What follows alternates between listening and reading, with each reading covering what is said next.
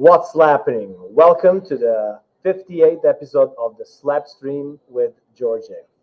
You probably noticed that I took a little break. It was not intentional, but I got really busy and I had to travel back to Europe, back and forth. But I'm back. Thanks to you. Thanks to all the people that signed up for the Patreon and for the people that are still there. And for all of you that kept watching the Slapstream, all these episodes. Yeah, 57, I don't know how many hours that's probably over 200, 250 hours of slap-based talk.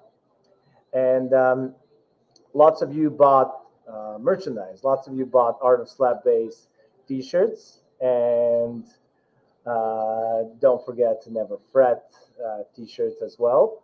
If you want to get one of those, make sure to click and the merchandise link in the description of this video and the Patreon. Please check out the Patreon. And also another way to support the Slapstream and my work is through Venmo and PayPal. All the links are in the description of this video. Without further ado, I would like to introduce my guest, my today's guest, very special guest, as always. He's ready. He's ready. Yes. Chops. All right. Okay. All right. A little bit of a disaster here. All right. I'm glad to see you. What's happening? How are you? Doing pretty good. Getting ready for the fall here on the East Coast in upstate New York. How are things regarding COVID these days in upstate New York? Actually pretty good. We've been doing shows with my new band Unfinished Business, and we've been playing mostly outdoors.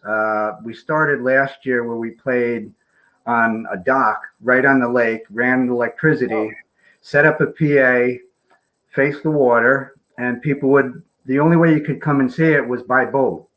Nice. So people would pull up, and it was fantastic, and like everybody loved it, and we had a great time and a great response, and people donated, and it's been amazing, just walking through like town and stuff, and people come up that I don't even know and say, "Thanks for what you do on the lake." It's kind of cool. Brings us back to a little bit of normalcy and stuff, but it's kind of opened up a new avenue of playing, and it's really cool. I mean, I was so nervous about trying to do it, and we were nervous about, wow, are people going to get messed up, like tying boats up, getting drunk, falling off? But it was really great, and everybody's like respectful of each other's space and stuff, and and as things hopefully go back to normal, it'll be even better. Oh yeah, it was just a lot of fun. I bet upstate New York is so beautiful, and at this time of the year, and I can imagine, on the nice days, that it's probably an amazing experience. How many boats usually show up? What's that? How many boats usually show up? Well, it's like about 40 or 50 boats. Oh, really? Wow. It takes up a lot of water. It's really wild. I mean, it's like surreal. It's like a water Woodstock, I guess. You're looking out and just seeing all these boats, and it's like, oh, there's this one and there's that one, and you see all your friends and stuff, and that's great. It just really brought everybody together. It was so much fun, and we'll keep doing it even after everything's done, hopefully with COVID and stuff. It's just so much fun, as long as it doesn't rain, Oh yeah. But you always carry a bag of tarps with you just in case. Are you going to be able to continue doing that during fall and winter? It's probably going to be too cold, right? Not on the lake, because a lot of people have already started taking boats out of the lake already and stuff, But who knows? Maybe we'll do something on the ice in the winter. That'd be a tough one. I would like to, for this show, I would like to be focused on your whole career. So let's start from the very beginning. How did you get interested in music? How did you get interested in bass and slap bass? And do you play any other instruments? What was the path? Yeah. Well, my mother was a big music fan and stuff, and I think probably like the first real show that I saw was Johnny Cash at the Westchester Premier Theater, which became the Dick Clark Theater later on. Yeah, and I just started going to see these different shows, and they had a wide variety of stuff. I got to meet Harry Chapin on and Pete Seeger on my 18th birthday and stuff, and that was really cool to go see that. But then I started going down to the Peppermint Lounge in New York City and stuff like that. I see it, the Left Bank, and I saw the Rockats and Buzz and the Flyers there.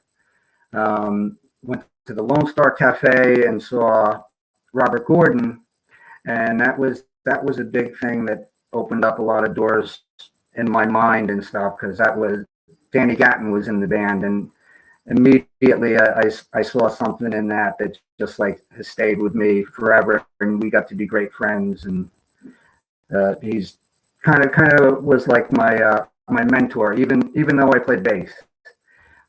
Maybe I figured seeing a guy play guitar like that, I'm not going to be able to add nothing to that, so let me go play bass. So I kind of got into it that way, and roadieing for bands and stuff. I was roadieing for my friend was the head roadie for Levi and the Ripcords in New York City, so we'd go around and we'd lug equipment and stuff like that. And then the Rockats and then the YOs were a Jersey band, and just so are we now talking about late 70s or early 80s? This is early 80s. I met the YOs. They were playing. They were kind of like a surprise to me, because we went down to see the Shaken Pyramids at the Peppermint Lounge, and I always would ask, is there a band opening up? Because this was also new to me and stuff, and seeing new rockabilly bands. I was listening to records and Sonny Burgess and Elvis and Gene Vincent and all that, and to be able to see like new people doing it was a pretty awesome thing for me.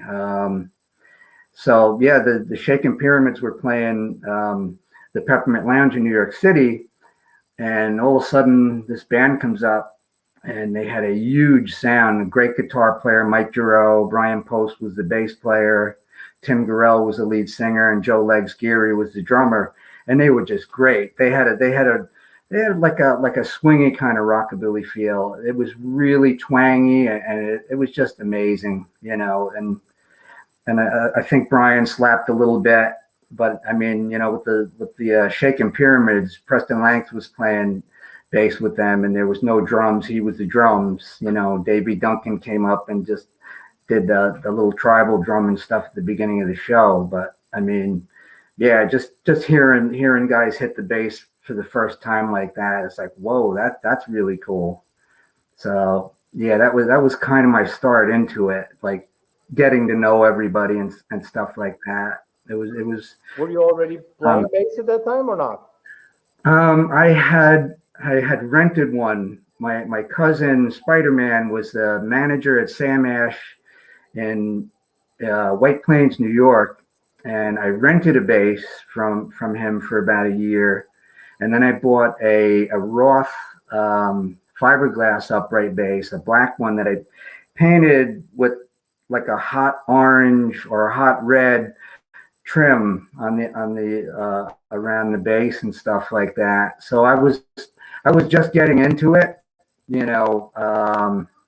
wasn't any good and stuff, but it was just like, oh, this is great. I love doing this. And, I had dropped that Roth bass, and the fingerboard had separated. So me and my grandfather glued it together, not knowing, anything about it, glued it back. And I had an action about like that big, and it was like a meat slicer.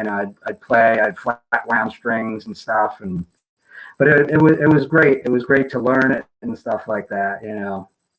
It took a while. It took a while for me to come out and play in front of people. That was like 1980. I didn't really start coming out and playing in front of people till about '84, and then actually the first band was like '92 was actually when I first started coming out. You know, I was surrounded, other than going to see bands in the city and seeing all my heroes.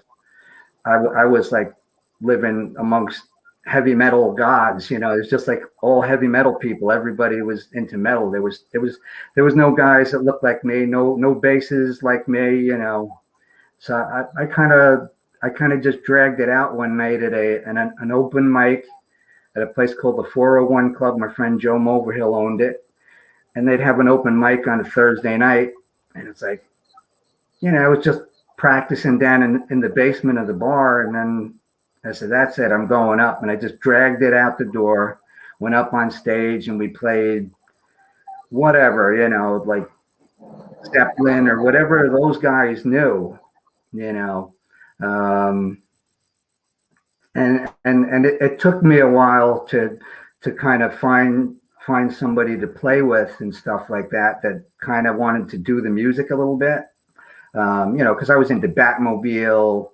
The Blue Cats was the band that really nailed it for me with Dave Phillips and with Clint Bradley. I mean, Mitch Cause was probably like the biggest influence in the sound and just wanting to do it. I heard Wild Night at a friend's house one night. He played this 45, and it took me 2 years to get my own copy, but that was the one that turned the key. I mean, it was incredible. And that whole album, Fight Back, just the bass just growled, you know. I mean, it had a sound like no other that I heard even up to those days, and even to now. It's just like, wow, you know, it's just punchy and resonates, and just amazing, you know. And you can hear the neck and the fingerboard and stuff like that. And Mitch Cause was just a great player, you know. And I just love that sound. And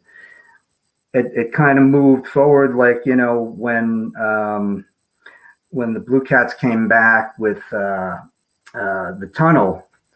That was like, that had like a little bridge, because like Car 76 could kind of almost sound like heavy metal, and it did when we kind of played it, because I had a heavy metal guitar player, heavy metal drummer and stuff like that. So, you know, I was still figuring me out, but I was learning with guys that were coming from different genres and stuff. So it was kind of cool. Like Car 76 kind of resonated with some of the metal guys and stuff like that. I used to do a thing with the bow and the wah-wah and a long delay, where I do like something from Black Sabbath, like boom, boom, boom, and then go into Car 76.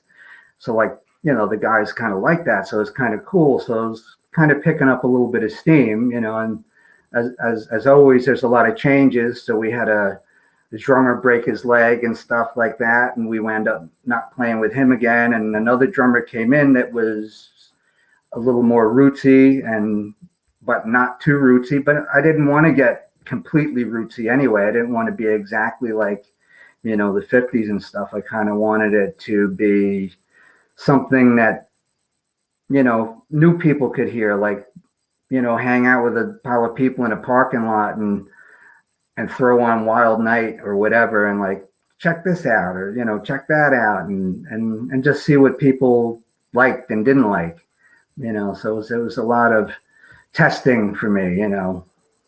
I wasn't raised with a pile of rockabillys around me. That didn't happen till later, but it happened. And so you were hanging out. Were you living in New York City at that time? Yonkers, New York, which is a suburb just outside of the Bronx. It's like right next to the Bronx. Oh, okay. Yeah. So was there lots of rockabilly back in those days? Nope. For like about 8 years, I was the only one doing it.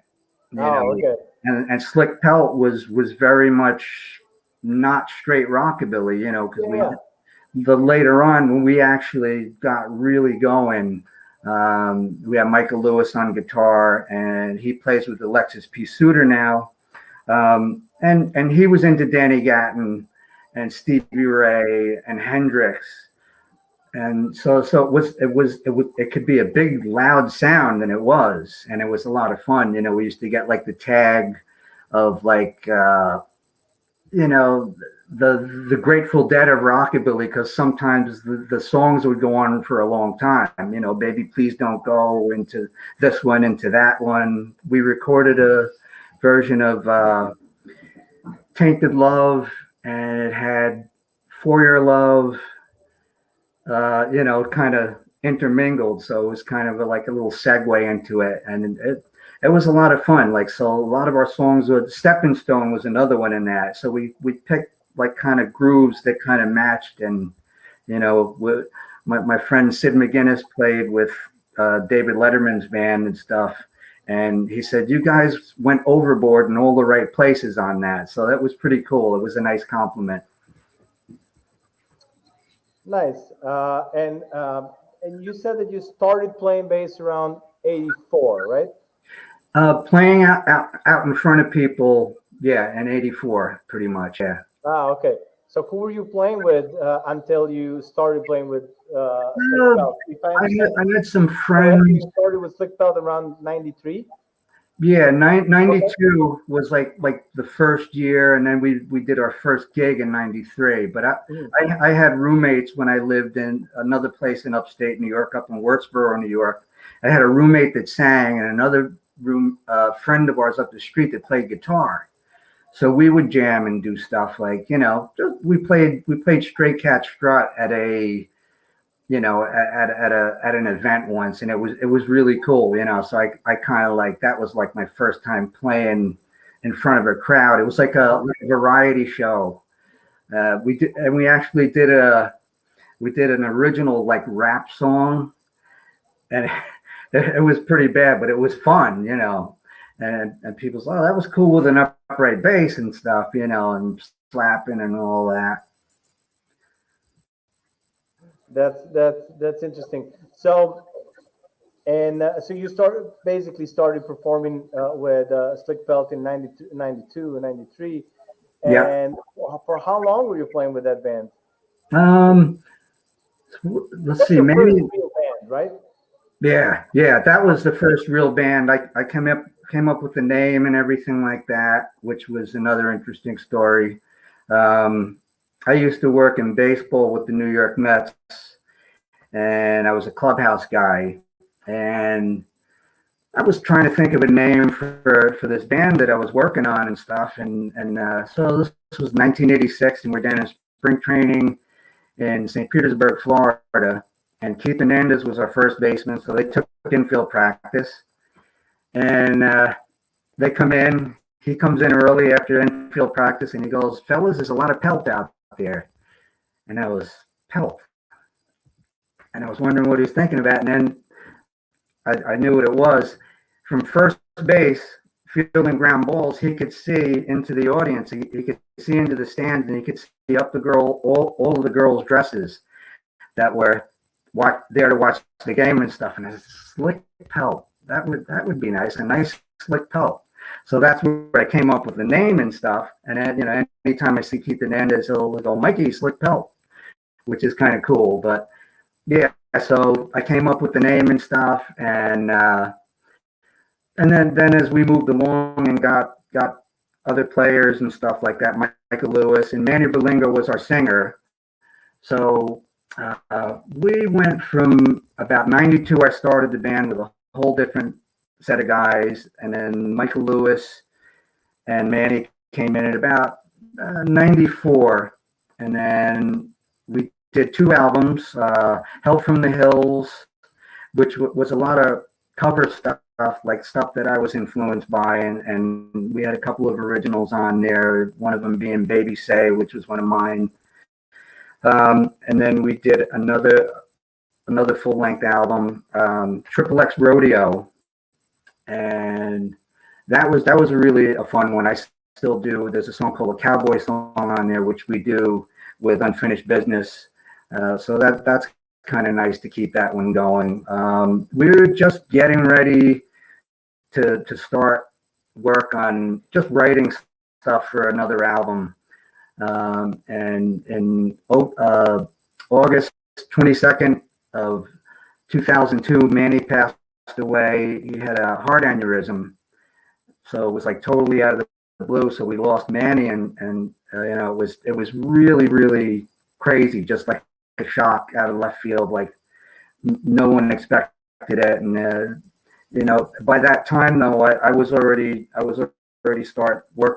working with some other bands and stuff out in Long Island, because when we would play with Slick Pelt, we would do things in the city, and we did some things for Lo-Fi Productions, Lo-Fi Lee, and we played a gig with it was with the Rebel Rockers, a Long Island band, and Brian Such's brother Gary played drums in that, and they were a great three-piece. It was really amazing, and we just hit it off together as friends and stuff like that. And so I would go out and I would do open mics with Ralph and stuff, and I met the Spinouts out there, who I wound up playing with them as well and doing an album with them as well. So I did an album with the Spinouts, and played with the Rebel Rockers with Gary Such, who was an amazing drummer. I mean, there's the Spinouts. That was in Louis' car.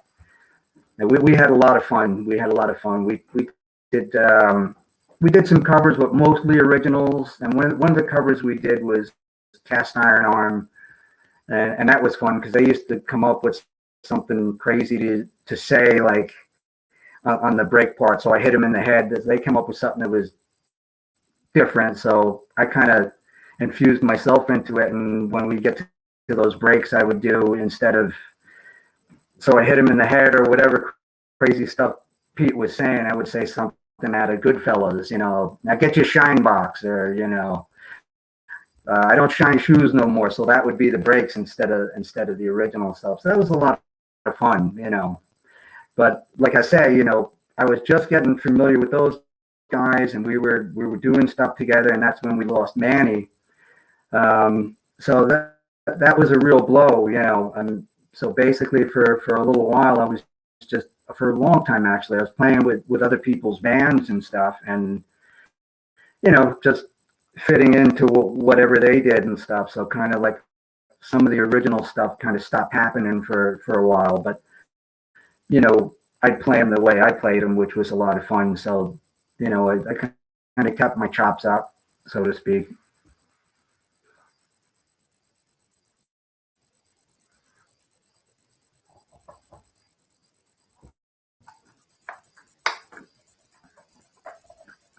I haven't mentioned, so this is the Slick Pelt that we were talking about, that you played with until 2002. Yeah, 02 Manny passed, and then I was working with the Frantic Flat Tops, which was the band that Frank DeBlaze was the lead singer, and we brought my friend Eddie Everett in, and we played together in 03 and stuff like that. We played for a little while, and then Frank got Parkinson's disease. So, we had started doing basic tracks for that, and then we had to stop, because Frank couldn't play anymore, and his words were, my brain is, my brain is telling my hands to play and they're not listening. So that kind of ended abruptly and stuff. But Frank reinvented himself a lot of times over and stuff. Became a pinup photographer, which was really cool. But he's always been with me, just spiritually and stuff, talking and stuff, and then we get to hang out and stuff, But we really would have loved to have had finished that album. That would have been a lot of fun. I can imagine. But before we go any further, I would like to hear you play a little bit. Do you have any of your basses around? Yeah, absolutely. They're all here. All right. Do they have names? Yeah, this one is Cat Blue. Cat Blue, like Bulllu. It was named after a girl, and the one back there, that's the king. She's named Mia. And I didn't name that one after a girl. I named that one for me because I'm Italian. So. All right. All right. Let's Nice. hear Chops playing a little bit.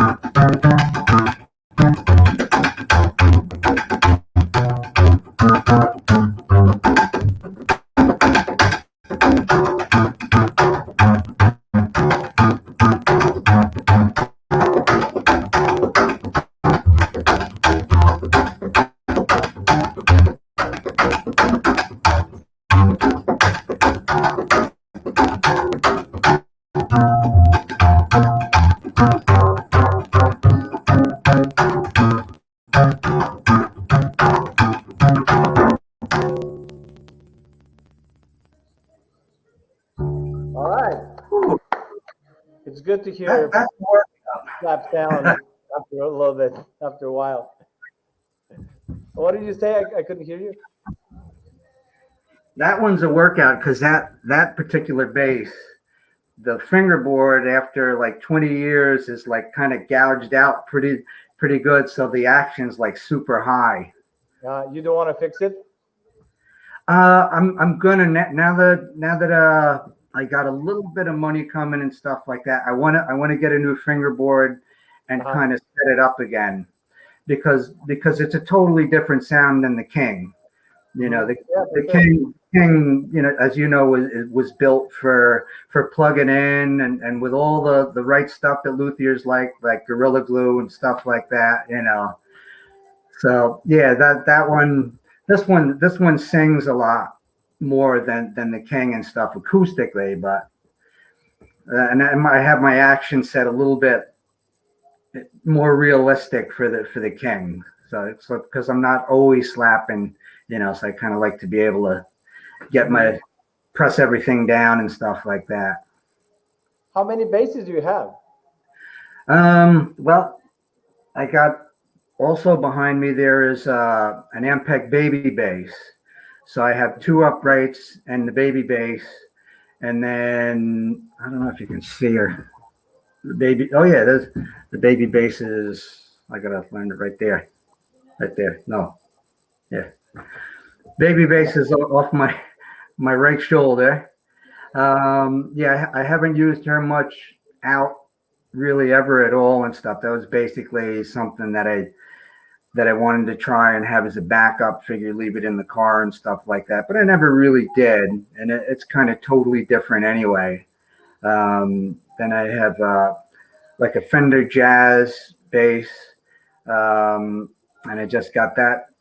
Just kind of got reset up for me by my friend Andy Cichon, who plays for Billy Joel. He needed to borrow a bass while he was on vacation up here to just stay, keep his chops up and stuff like that. So he actually put new strings on it and had the his guitar tech put some stuff on the fingerboard and stuff like that. So it really plays nice now, but I got to play it more. I just really I want to do some multi-tracking and use the upright and the electric and kind of meld those two sounds together and just on some original stuff. See what it would sound like. Do you play much electric bass? Not really, not much at all, but a little bit more lately because there's some bands that are friends and stuff, and they have a jam once in a while, and it's kind of tough because it's like a small house and stuff, and then yeah, I got to bring the bass over and move everything over, when I have them over here, I can always use my bass and stuff. But like the other night we played, and it was just like there was no room in there, and it's like I'm glad I didn't even try to bring it. It's just a lot of people and a lot of tables, and it's a house. I have my we just rebuilt our house last summer and stuff. So Yeah, you told me that. I have a basement, and I sent Kevin Smith a picture of it, and he goes, "Oh, Chops is building a bass bunker." So that's what I call it now. The bass bunker is downstairs. It's not ready for prime time yet. So, All right. but I'll have them That's all cool. set up down there. So we stopped when we started talking about your bands. I know you played with lots of people, and I would like to at least mention all of them, or most of them. We stopped with Frantic Flat Tops in the year 2003, and around that time, you also started playing with Blind Pharaohs, I believe. Blind Pharaohs. Yep. Yep. Okay, how did Blind. that happen? Like, what how did for how long were you playing with those guys? When Manny passed away, we had a couple of benefits and tribute shows and stuff like that. So Sean Kershaw, who was the lead singer of the Blind Pharaohs, came and he sang at both of those tributes, and he did a couple of the Slick Pelt tunes. What was it? Three Good Reasons, Cowboy Song. And yeah, we just kind of clicked, and it was another way to keep working. So it was basically the picture here is the drummer is Billy Tello, and he's living out in LA now. And he was our drummer from Slick Pelt. The picture of the guitar player is a gentleman, Seth Kessel, and he's living out in Brooklyn. He's not actually on the tracks that we played on. The CD was Moonburn. Our guitar player from Slick Pelt, Michael Lewis, actually played on the track. So it was kind of cool, kind of like an extension of Slick Pelt, so to speak. Since we would just basically had another singer doing it, but it was its own band. So we learned all of Sean's stuff, and it was a fun band, really fun band. And we used to go a lot of places, go down south. I went down to Heavy Rebel Weekend, which I wound up playing that with the Frantic Flat Tops and the Blind Pharaohs. Like, I was a busy guy for those shows and stuff. And the Pharaohs was a really fun band. It like I say, it was definitely kind of an extension of Slick Pelt, and had the same vibe. Manny was quite a singer, and he was really starting to blossom. He had a big voice, and naturally he loved Robert Gordon, and he and Robert were good friends and stuff. I think Robert played Manny's first wedding and stuff, so that was pretty cool. But yeah, the Pharaohs was a really fun band. I went a lot of places up and down the East Coast with them and stuff, North Carolina and in Maryland and stuff like that, and doing all those shows with the Blind Pharaohs. I was opened up to other bands and stuff that I wound up later playing with Sasquatch and the Sickabillys. Was a band in '07. I had a major health scare. I had my appendix. Well, not my appendix. I actually had diverticulitis, and everything burst inside of me. They saved me, sewed me up. I had the bag for 3 months. It was all crazy, and I got reattached, and I went out to Green Bay, which is probably where I first met you at. Went out with Barry Ryan. We weren't yet playing. We weren't yet the Rockats together, but I went out and I did this tour and stuff like that. And I said, I'm going to take it easy. Probably the end of this year. I think that was '07 by the time, so I'm probably skipping stuff. So we did Green Bay, and we wound up, all of us, like stayed up until like 5 in the morning. You're drinking, you're hanging out and talking with Dig Wayne, and I'm talking with you and meeting you for the first time and getting to see Smutty again and Levi and everybody. And, you know, by the time I got home, I was there for a week drinking all this stuff. I said, all right, I think I'm going to take it easy the rest of the summer. And I was going to kind of just play locally. Then all of a sudden I got a call from Sasquatch, and he said, we have a 7-week 40-show tour that our bass player just quit. Can you help us save rock and roll? So I said, After being in the hospital and almost dying, I said, I better do this because you never know what can happen. So I went and I did the tour, and it was absolutely off the hook insane. We did 40 shows, 7 weeks, all over the country, like 3 places in Texas, Seattle, 3 places in California. It was insane, and Sasquatch drove the whole thing. I think I backed the car up in Nashville to get my bass out, and then pulled it back because we would park against the wall. The old band thing, you got to park the back of the van against the wall so that they can't steal your stuff. So that was the only driving I did. We went everywhere. I mean, and the shows were just great. I mean, he had such a following, and he's such a talent too. I mean, just incredible. You couldn't call it rockabilly. I think the only thing about it that was rockabilly was my bass and maybe his hair, and the rest of it was just pure like rock and roll. It was blues, it was fusion, it was crazy, it was nonstop. I mean, we would play for 2.5 hours straight. I mean, it wasn't a band where we did breaks and stuff like that. And then we usually like showcase shows and stuff. So there was other bands with you and stuff like that. And we were usually the headliner. It was quite a treat. I mean, it was incredible. And it got me back in shape after being really sick. I mean, the first week, everybody's carrying my stuff, you know, because I still had scar tissue and all that. And by the next week, I was like, I got to start picking up my stuff myself, you know. And it's just like, and it just helped me to get back into shape and stuff. I mean, I was playing like crazy, and it was really fun, and you know, but it brought me back physically and stuff like that. It was, you know, it was really, it was like a lifesaver. Oh yeah, for sure. Music and touring can definitely save you. And I remember that year, like 2007. That's exactly when Green Bay happened. When I played with the Lemmy and Slim Jim. And Danny. That was a great festival. It was such a my god, fun week. We played with we backed Connie from Japan, who was the Japanese. She was there, Wanda Jackson, and Kazu was her husband, and he was there with us and stuff.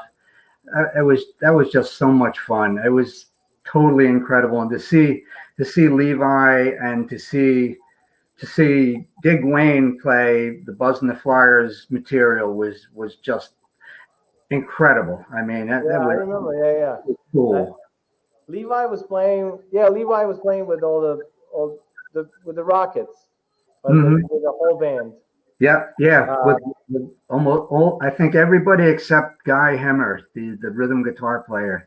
That was crazy. The Smutty used my King for that one. I had a Black King come in. Oh, I remember that Black King. Yep, and we used that for Smutty's set, the Rockats set, and then Lee Rocker used it for his set. So we got the bass from Jason, sent it right in, and we put it right to work 3 times, like really quick. It was really cool. That was just a fun festival. Oh yeah, that was probably my favorite so far that I've ever played. I mean, as far as rockabilly festivals go. And so right after that, you started talking a little bit about it. You started playing with the Rockats, right? Yes. Were you like the you replaced Smutty for a couple of years, or what was? Yeah, basically, yeah. We actually went in and recorded some stuff that we never released. I have some of that. And we were doing shows and stuff around the New York area. Then we'd always go down to like the Blue Comet, play down there in Philly. Then we did a festival in Norway, which was really, really fun. It was so much fun. I mean, to go over and meet all the guys over there and stuff and see all the bands.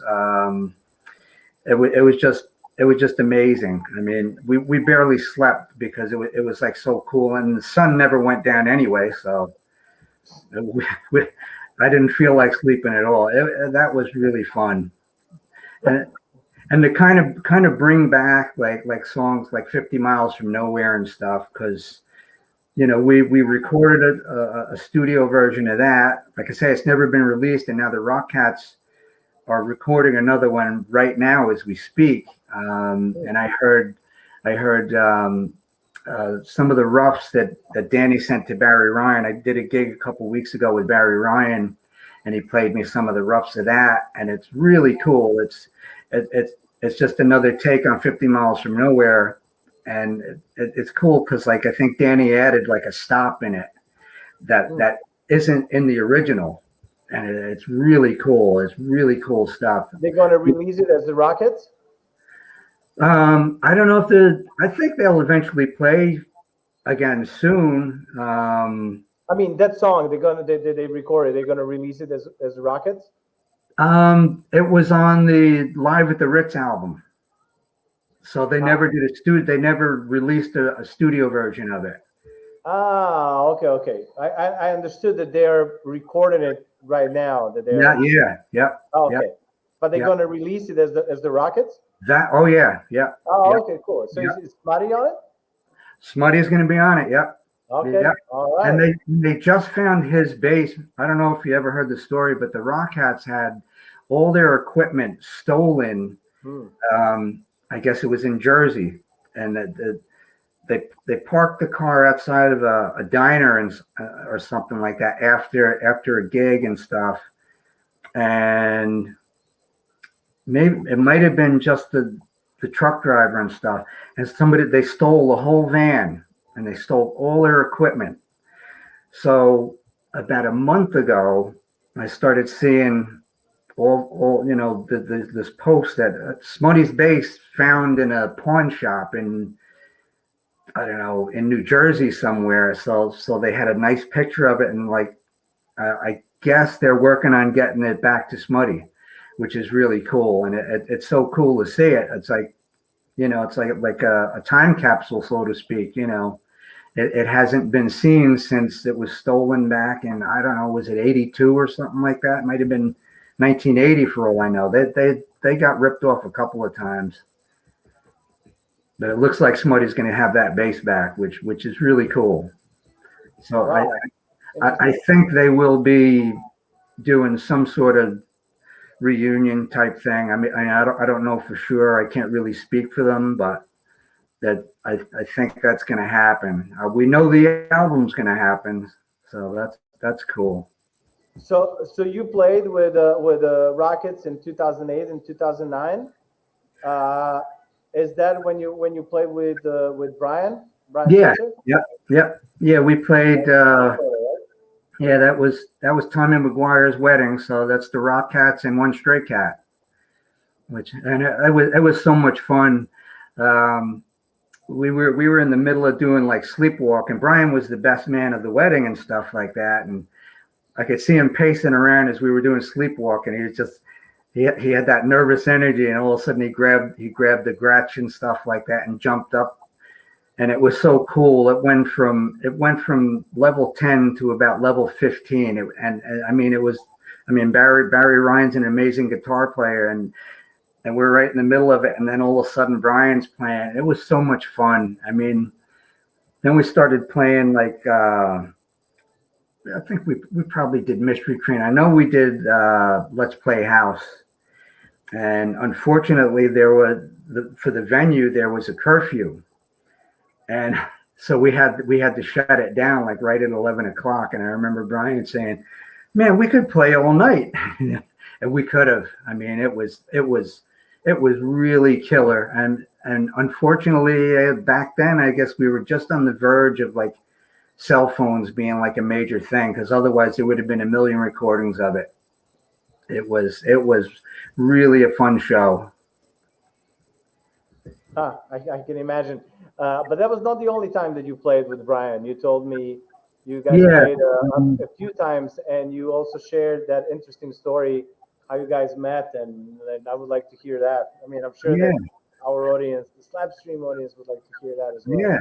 So I'll go right from the beginning.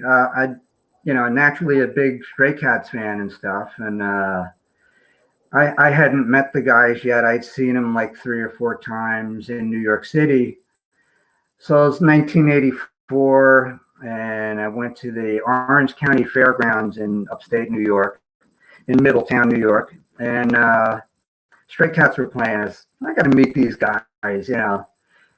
So I got there, and I was dressed the part. I had the hair and the look, and I met their roadie, this guy Ollie, and I says, "You think there's any chance I could get back there to meet him?" So he handed me a pass from the night before, which was 38 special. He says, "Just put this on.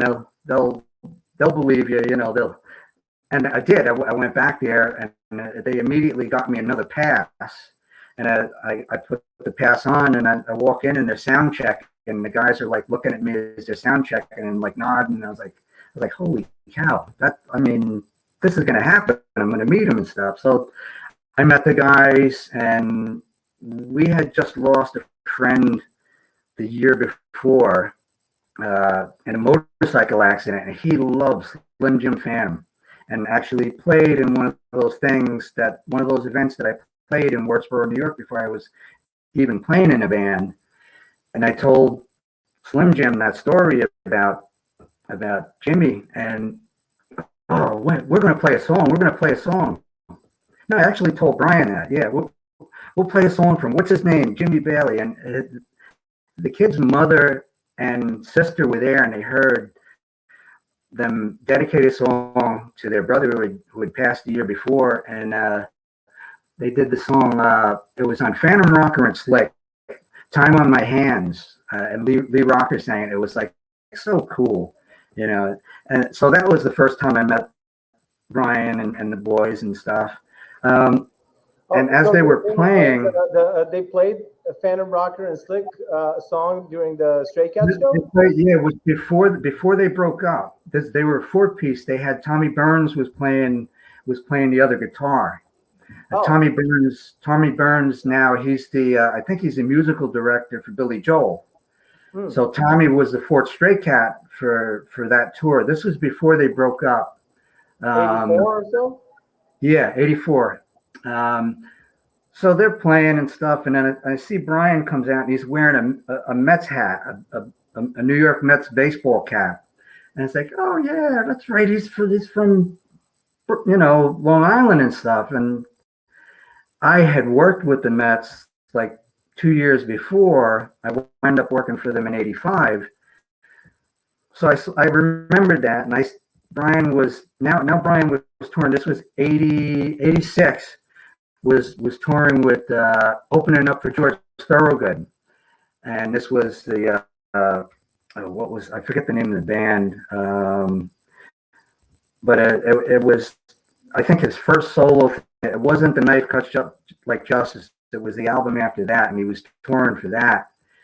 And I had a friend of mine that was good at meeting like rock and rollers and stuff like that. So I got like a couple of Mets T-shirts, and I sent him with this guy. And he went down, he met Brian, took a picture with him, and I said, "Give Brian my number." He called me back, and I invited him out to Shea Stadium to come see a game. So brought him out, saw a game. We were kicking everybody's ass in 1986.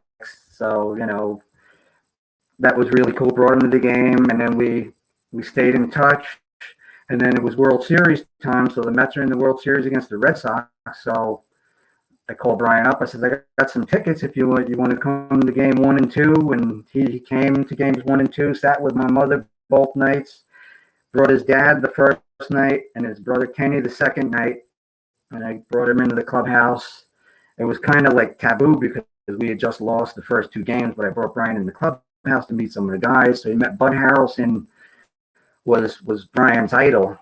And he says, I played guitar a little bit better than I played shortstop.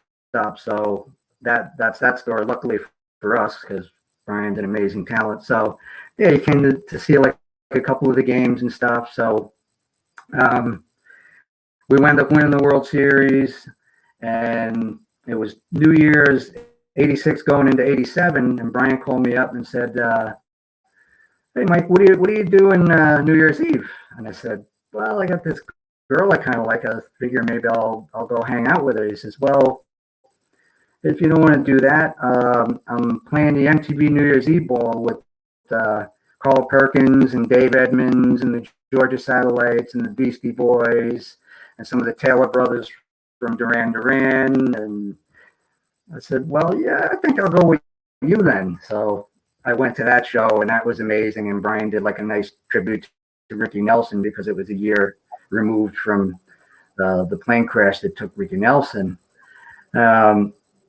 So that was like a nice, what happened with your date? She married some other guy years later. I mean, she was not that happy that you went to the Well, MTV thing. we weren't dating yet. Oh, okay. So yeah, I didn't have to break anybody's heart. All right.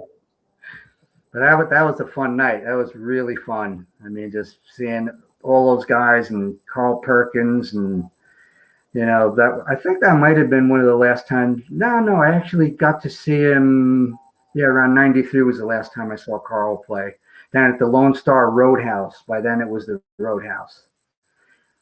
So that was the last time I seen him. But that was really a fun time. And then I stayed in touch with Brian through the years and stuff. And then being a regular down at the Blue Comet, we would play there with Slick Pelt, and then after Manny passed, I would play with Blind Pharaohs and this band, and the Rebel Rockers and Frantic Flat Tops. And Scotty from the Blue Comet called me up and said, "Hey, I think Setcher's coming down here to just hang out and maybe jump up on stage. You should come down." I said, "All right, I'll go." So I went down. A band called The Bullets was playing. They were the house band that night, and nobody knew, but everybody knew. The place was packed, and you couldn't squeeze another person in there. And so Brian came in and stuff, and I went right back. They had to bring him in the back, so he had to come in through the kitchen and stuff because everybody just knew. And I was back in the kitchen, and we were talking, hanging out, and so he went up and played a couple songs with the band, and then I played Built for Speed with him, and then played a little bit. I just played a little bit on Here Comes the Sun because George Harrison had just passed months before, and so it was kind of cool because my mom passed the day before George Harrison did, so it was really cool to kind of just noodle around and play some melodic stuff with that. Brian played that, and then we got up there, and we did. Brian started Runaway Boys, and there was a young kid up there playing bass because they let a couple people play. I said, "Do you know this one?" He says, "No." Just give me that, and we played Runaway Boys, and it was really, really insane. It was so much fun. We played Runaway Boys, Rock This Town, and we played a couple from the '68 Comeback Special. I can't remember the name of the one that we did, and I didn't even know it. And we're coming to stops in the song. Ignition, probably. What's that? Ignition, probably. From Ignition, yeah. There was one that was real fast. I can't remember the name of it, but Tommy McGuire's like, like tapping me on the butt when the stops were, and it's like, oh, okay, all right, now I know where it is. And it was just a magical night. It was really, really fun. And we wound up going to Tommy's apartment next door with my cousin Timmy, and we didn't bring a bass. We were just up in Tommy's living room and playing the guitar all night. And my cousin Timmy's playing, and it's like, look at Timmy. He's playing Brian's guitar now. We're going through like over songs and like, hey Timmy, play that original one that we did. And I was kind of singing it, and then Brian like said, oh, I got a bridge for that. And we stayed up till like 5 a.m. just doing all that stuff and just having so much fun. So a couple weeks go by, Brian goes back to California and stuff, and I get like these phone calls at like 3 a.m. And I was working like 3 jobs. I was still working with the Mets. I was working construction down in New York City with my uncle, and I was playing in about 5 different bands like down in New York City. And my phone's ringing, so I got to get up early. My phone's ringing, and I missed the call the first time, and I play back the message, and it's Brian, and he's like, hey Mike, it's Brian such a I want to find out if you want to come out. I want to record an album. Want to see if you want to come out and do a little playing. And before that message was over, he called back again, and I picked it up. And he flew me and the drummer from the Blue Comet gig, Eddie Everett, flew us out to Palm Springs, and we did a little pre-production for Nitro Burning Funny Daddy and stuff. And it was really cool. It was crazy, like, just diving right in. It's like, no lyrics yet and stuff. And it was pretty daunting, but it was really fun, So yeah, we wished it would have lasted longer and stuff, but man, oh man, that was just like a thrill. And Brian said, he said after the Comet gig, kind of backtracking a little bit, he says, I knew you played, but I didn't effing know you played, which was really cool, So it kind of really pushed me forward to want to keep doing more and more stuff, and just like, I'm going after this now, because a couple months before that, I had played with Boz from the Polecats down at the Comet, and actually did a rehearsed gig with Tim Polecat a month before that one. So I don't know, it was kind of like I was working my way up the cat ladder, I guess. It was a lot of fun, a lot of good experience too. It helped me a lot. Yeah, that sounds amazing. That sounds really interesting. Thanks for sharing all these sets of stories. I wanted to ask you about that bass that we showed with the Pharaohs. Is that a blue bass? Which one? The one that we had on the photo with the Pharaohs. Yeah, that's the blue bass? Okay. Bass. Yeah, that's a Road King. Oh, that's a Road King. Okay. Yeah, I got that one in 03. Pretty early on. Yeah. So I got to get into a blast colt soon. So I'm looking forward to doing that, because this one's been around the block a lot of times, but he's still holding together. I mean, I used to go out to the NAMM show and stuff for King Double Bass, and I would play like at least like 6 of the 8 hours a day that we would be there. And Johnny Hatton would come in and he would play, and that's how I got to know Johnny and stuff. And Lee Rocker would come and play, and it was just, I mean, that was so much fun. And it was a gamble to go do it, because I was getting a bass. I didn't have mine yet. She was actually like, I think she was I already had her. Yeah, I already had it. It was for the Vegas gig with the Frantic Flat Tops that I didn't have the bass yet. But I would go demo these basses all day, and it was just so much fun. And I was just like, I'd wind up playing for like people like that you dream of. I'm playing one day and I see these great big gigantic men, about 6 of them, come walking through, and walking in the middle of it is Stevie Wonder. And it's like, Wow. oh, cool. I just played for Stevie Wonder, and I think he heard it. So I'm sure he heard it. But, you know, you see everybody. I mean, you mentioned Blue Comet. I played in the Blue Comet only a couple of times, I think. Yeah. Every time with Deke Dickerson. Is that Yeah. that place is not still around, right? No, they actually finally, a couple of months ago, maybe in April, I think, earlier this year, they finally closed it completely. He stopped having music there years ago, but I think he would have Tommy Conwell would come in and play, and it was just a different vibe. He just wanted to go for a different vibe. So the actual venue totally closed earlier this year, and they had like a big, you know, goodbye party and stuff like that. And I guess somebody bought the building or whatever. So, yeah, and that was absolute magic, and you know it from playing it. I mean, incredible. You know, they had fun. Yeah, I was always looking forward to play that place. I forgot how many times I played it, but that's where I met Tommy McGuire as well. Yeah. And Barry and all those local folks. You never lived in Philly, right? No, never lived there. We used to. I spent a lot of time there because when we would rehearse with the Frantic Flat Tops, I was from New York, upstate and downstate, and Frank was from Rochester, New York.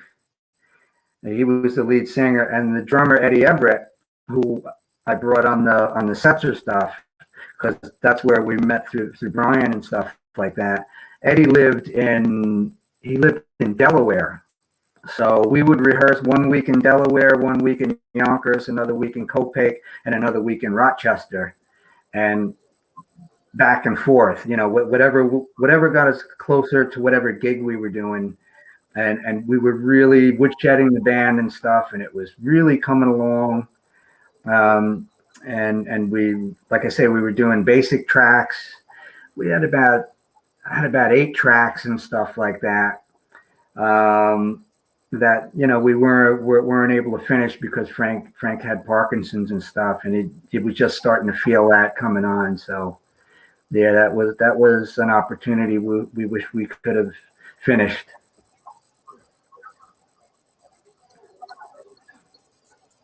It's yeah, those are sad stories of rock and roll.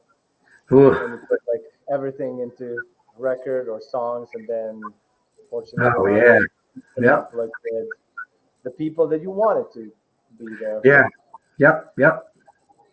We heard you play a little bit, but I would like to hear you play a little bit more.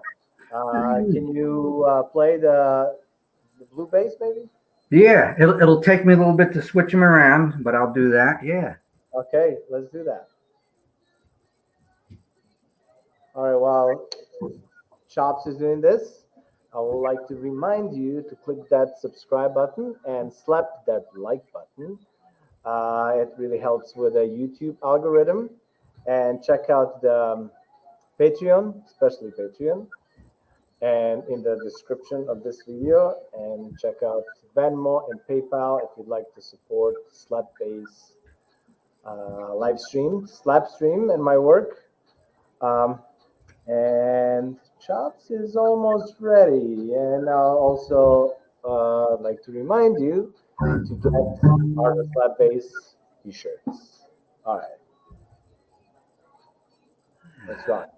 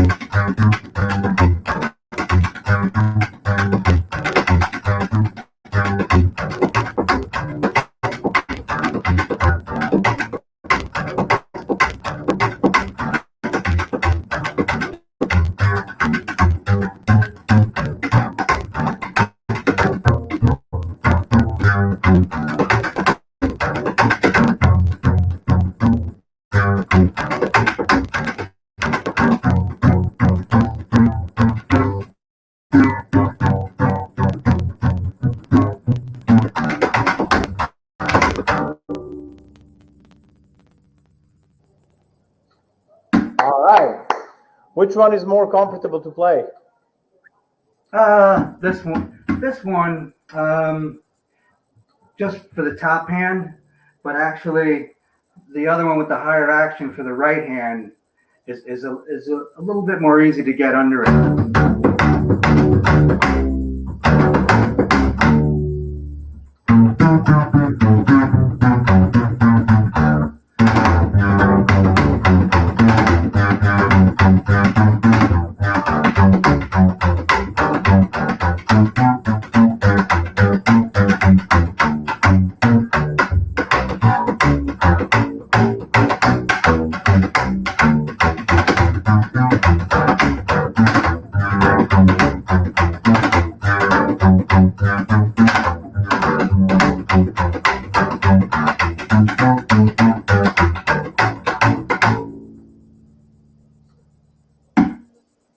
All right. All right. Are we gonna hear you playing a baby bass later on? I don't know if you hear that one. Yeah, I know. I've been talking about, the art of slab bass merchandise and all of that, but you have your own T-shirts that you're selling, right? Yeah, yep. These, right? Yeah, there's some of the artwork there. Yeah. All right. And what's the best way to get in touch with you for people that want to get one of these? Instagram, Probably. Facebook? I got Facebook, Chops Leconte or Michael Chops Leconte. Then Instagram is Chops622. All right. So all these links are in the description of this video. So make sure to follow Chops and get one of these T-shirts as well. So, okay. So let's move on. Where did we stop? Like, are we getting to Wanda Jackson? Is that where we kind of stop? Celebration come happen. The Rockats, and then when I moved upstate full time, there was less Rockat stuff. Then I was working locally with Chops and Sauerkraut, which was my local band. That was like the longest band activity I'd had ever. So that was like about 15 years, whatever. And Seth had just recently moved. He's moved to the Shetland Islands. So we were doing a lot of original stuff. So that's where I was able to get back into my original stuff again and stuff, which I'm very excited about. Great people. I was Seth's best man in his wedding and stuff. So we miss him a lot, but at least this is a happy leaving and stuff. So this, he's raising the family over in the Shetland Islands, and we'll get together. We'll venture over there one day when the world gets healed, and I'm sure they'll come back here. He's still got family here and stuff. So yeah, that was a lot of fun with that band. That's the band that I started really singing like a lot more lead stuff with, because basically I was singing a lot of backgrounds and stuff. But yeah, that's where I was able to feel most comfortable starting to learn how to sing for an audience and stuff like that. I'm still learning. Do you enjoy it? Oh yeah, I love it. Yeah, it's really cool, especially when like I said, I sing 50 Miles from Nowhere now, the cowboy song from Slick Pelt. Um, yeah, a Cadillac is a kind of an old rock and roll song that my friend John Juan wrote. He had a band called the Danger Men. So I sing that one, and that's always fun because I think he was from Ecuador, and he would always make words up on the spot, and the song changed every time. So I kind of do the same thing a little bit, to kind of keep it in his spirit and stuff like that. Yeah, and then some originals that just some atmospheric kind of, I don't know, singing and stuff like that. Really no lyrics and stuff. So maybe I'm just waiting for somebody to come up with some lyrics or be able to pull them off and stuff. It's a work in progress. I bet. Like, so maybe we're gonna hear Chop's solo album sometime soon. I'm working on it. I'm working on it. Oh, you do? Oh, cool. How often Yeah. do you write your own songs? Yeah. Yep. Basically, How often do you do that constantly? I don't have a ton of them, but yeah, like the one I just played, I wrote that, like, that's called Baby Say. I wrote that, like, God, that's close to 25 years. We had part of that on the first Slick Pelt album. And it was kind of like on the end of the reel, and it's actually when the song ends, it's the reel running off. So it was kind of just like we had a little time left in the studio and a little bit of tape left. So we just ran that, and it's just like kind of a one take thing. But I want to do like the full blown, vocals and accompaniment, and like I said, I'd like to have a couple of different bass sounds on it, a couple of different tracks and stuff. But make it so that you're able to pull it off live. I don't want to make something that's completely just a studio album. You want to be able to pull everything off. So basically, whoever is interested in that should follow you on Instagram and Facebook and get the album when it's out. Oh yeah, absolutely. You played with quite a few people. You backed up quite a few people, and one of those is Wanda Jackson. That was around 2008, I believe you told me. Yeah, I started with the Lustre Kings, and we backed Wanda for my. So Lustre Kings was Yeah, first, and then yeah. Okay, so Yep. and was Todd playing before you with the Lustre Todd, Kings? yeah, Todd played before me. Okay. Yep. So yeah, Todd was actually living up this way, and then he moved back to Austin. I remember that when I was playing with Deke in Rochester, New York. Todd was Lustre Kings were opening for us, I think. So Todd was playing for Mark at that time. Yeah. Yep. So yeah, Todd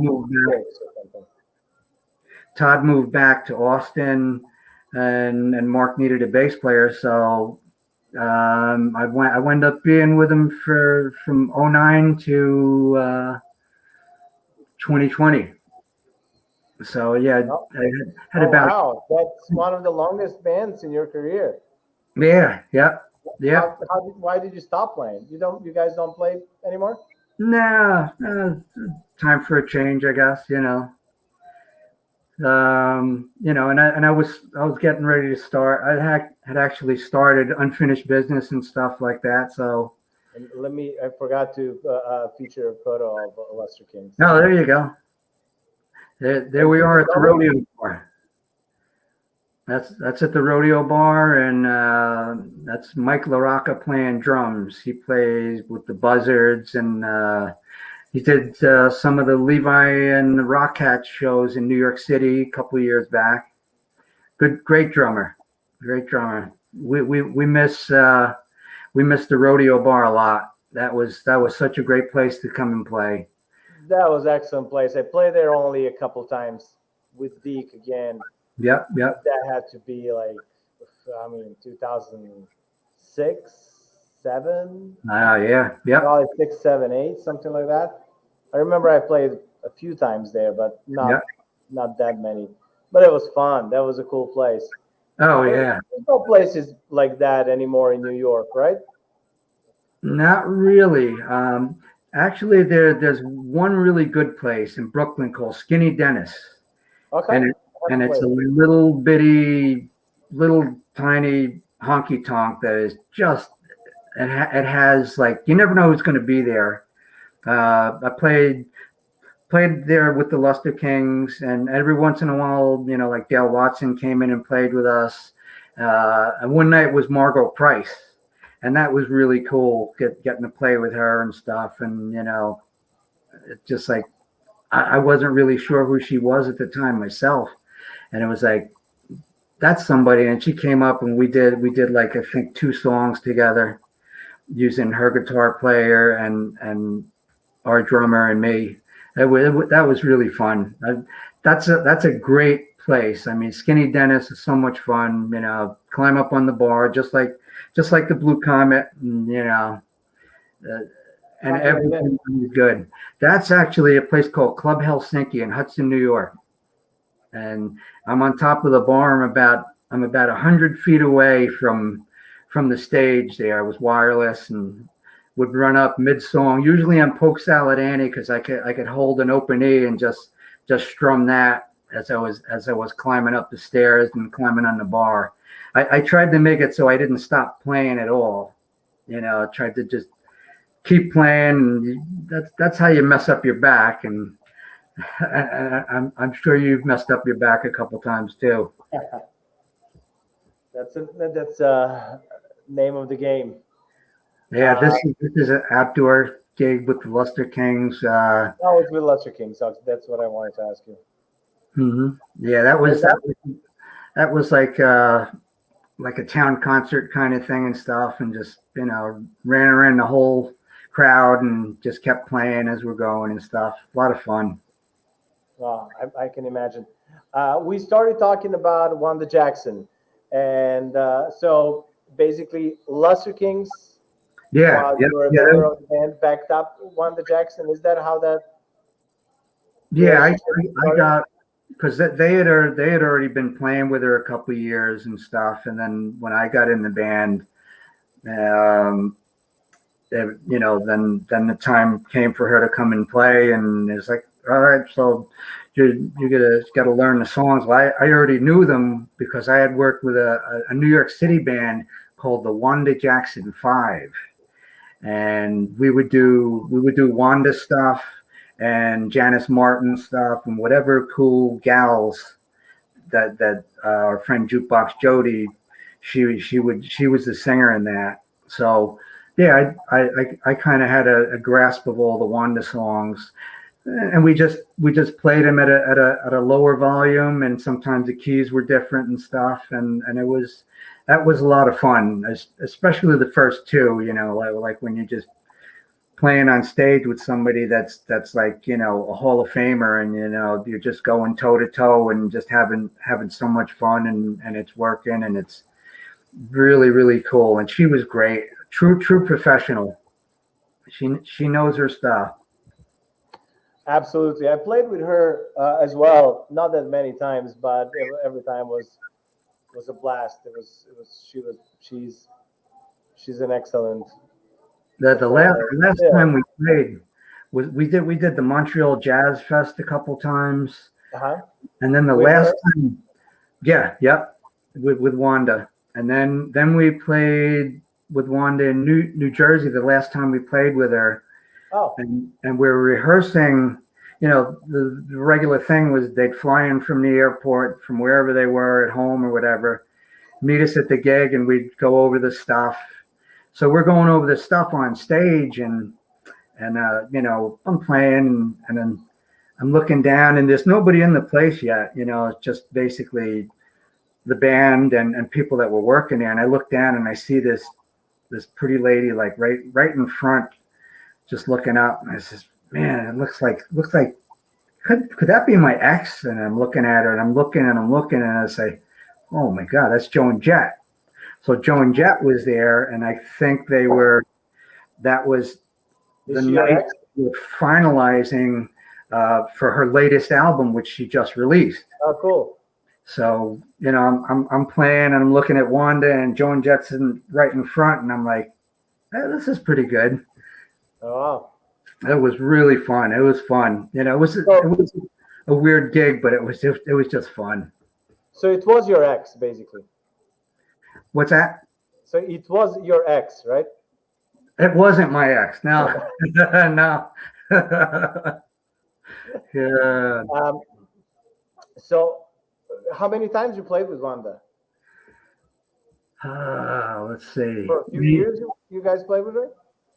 Yeah, I probably did like about 9 or 10 years. So, it was whenever they come through. It would be, I think it was probably about maybe 15 times in that span.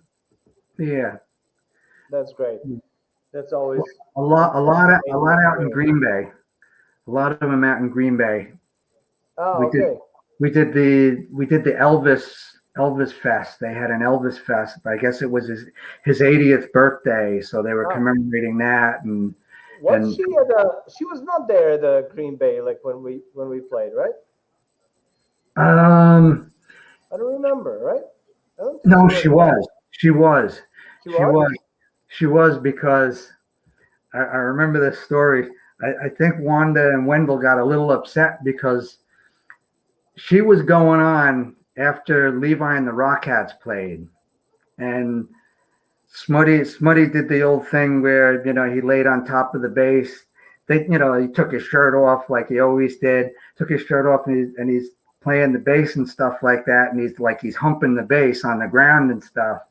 And I think Wanda and Wendell didn't like that. They were an older crowd and stuff, and they kind of wanted to keep a family thing, So that was kind of funny. I don't think they liked the humping of the bass and the shirts off and all that stuff. But yeah, they did play that. That was funny. Oh. Yeah, I remember somebody's performance. I for some reason I'm blanking out on Wanda's. But there was like so many amazing performers that. Oh my God! Yeah. Yeah. Yeah, it was so fun. Like even the small shows were like, wow. Oh yeah. Awesome. Yeah.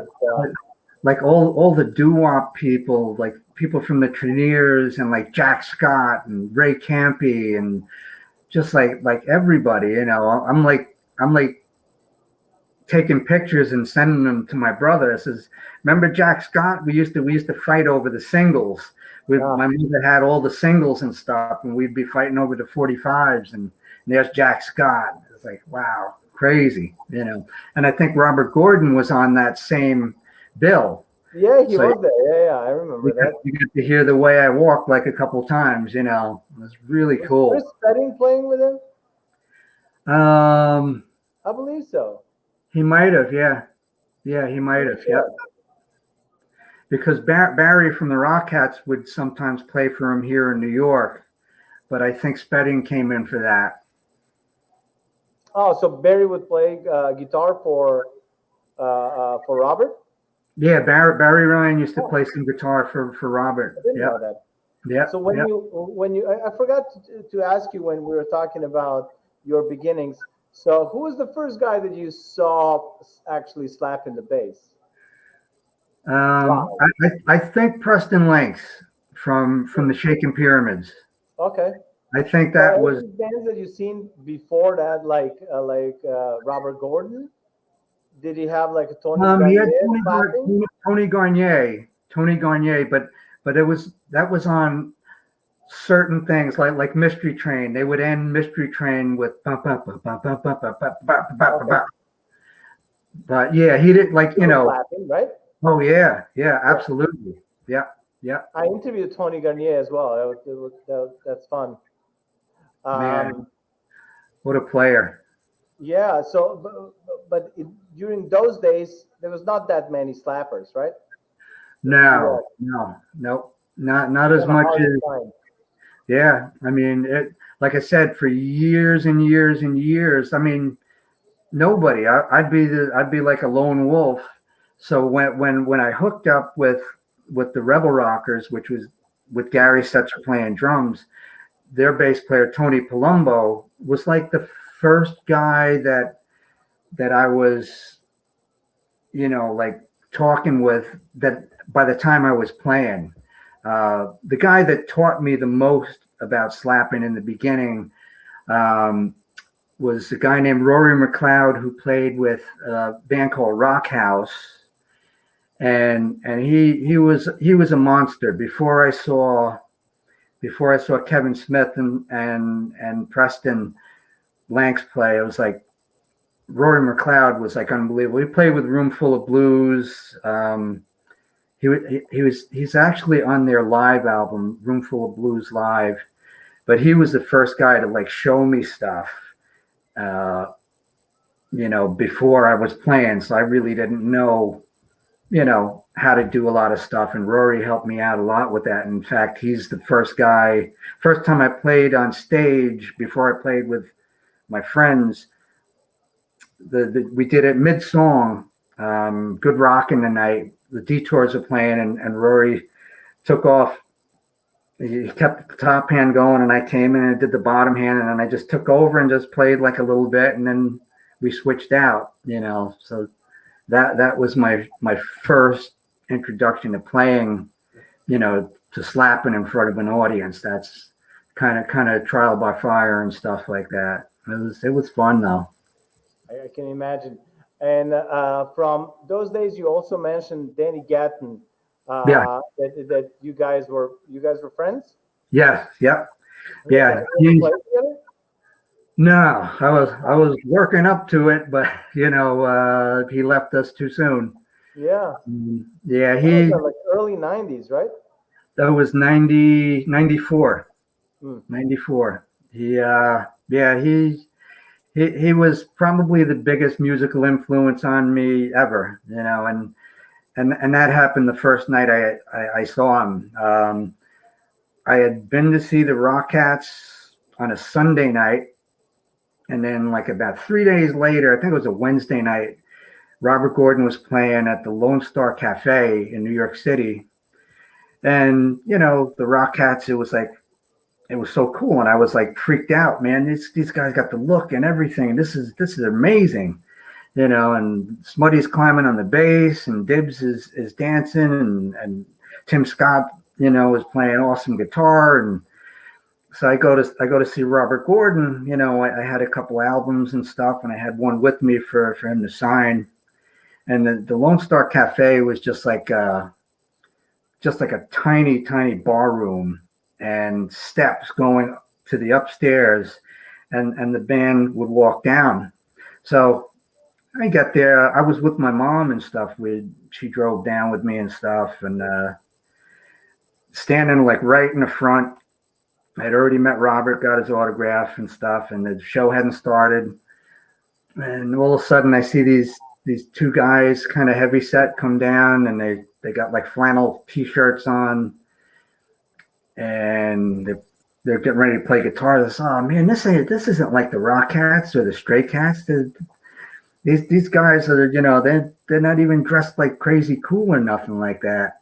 And then they started playing The Way I Walk, and as it was always like a good 40 seconds before Robert would walk down the steps.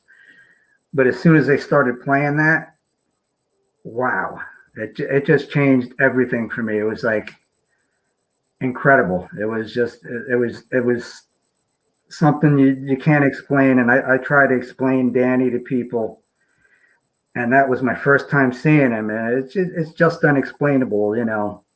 You can see videos, and the videos are amazing, but just what he did was truly something that'll never leave me. There's a little picture right in back of me there. It's right there. It's a picture of my mother and Danny Gatton, and that's one of the last times I saw him. He became a great friend, and we always I had it in my calendar whenever he was coming up to the city. I was there. I rarely missed any of them. And as soon as he'd see me, pull me in the bus, do this, we'd go hang out, have a couple of beers and stuff, and just even more than his playing and how that affected me, just his friendship still means everything to me. With my band Unfinished Business, we had Jay Montrose in the band, and Jay was Danny's guitar tech and one of his best friends. And having him in the band with us, and it's just fun. We'll never know what it's like to play with Danny again, or even just hear that vibe. You play with Jay Montrose next to you, it feels pretty damn close. Yeah, Danny was very special to me. Almost definitely a father figure for sure. I lost my dad in '85 at the age of 46, and Danny was just so special, and we just had a bond and stuff like that. We said goodbye one night, and he goes, "I want you to marry my daughter." And some guy heard that was like a guitar geek, and whenever he saw me, he goes, "There's Danny Gatton's son." And it was always cool. He would remember that. And when we had the tribute shows at the Ritz in New York City with Bill Kirchen and Jerry Douglas and everybody and stuff like that. Played James Burton. What a sweetheart. I got to meet him not only there, but at the NAMM show and stuff. And just everybody from Danny's life was hanging out. His mom came up, and Jay went to introduce me to Danny's mom, and she immediately grabbed me and said, "Jay, he looks like Danny. He looks like Danny." And I was like shocked. It was so sweet. It was really cool. It was just, I think Danny had a song called Kindred Spirits, and that's what I always had with him. We loved each other, and it was just a gift for me to be able to be there. I'm very blessed, and I was able to share it with one of my bandmates from Unfinished Business, my friend Sebastian Duzal. This might be hard for me to get out. We recently lost Sebastian, and he loved Danny Gatton. In fact, he saw Danny's last performance at the Birchmere in Maryland, and Sebastian loved Danny. And I met Sebastian through playing with the Lustre Kings, and he came up and played with us, and we had something right away. And we basically together, we started Unfinished Business because we loved Danny, and we just loved, I loved the way he played. When Danny left us, I wrote this about Sebastian. When Danny left this world, before he left this world, when I would see Danny, I used to feel like I could dream out loud, like anything was possible. Anything could happen, and it usually did when he played guitar, or just when we were together, and it was just anything could happen, and it was just like, wow, this is crazy. And lost Danny, and then years later, about 6 years ago, I met Sebastian, and we lost Sebastian to pancreatic cancer July 28th of this year. And I wrote something, and I said, when Danny left us, I used to dream out loud.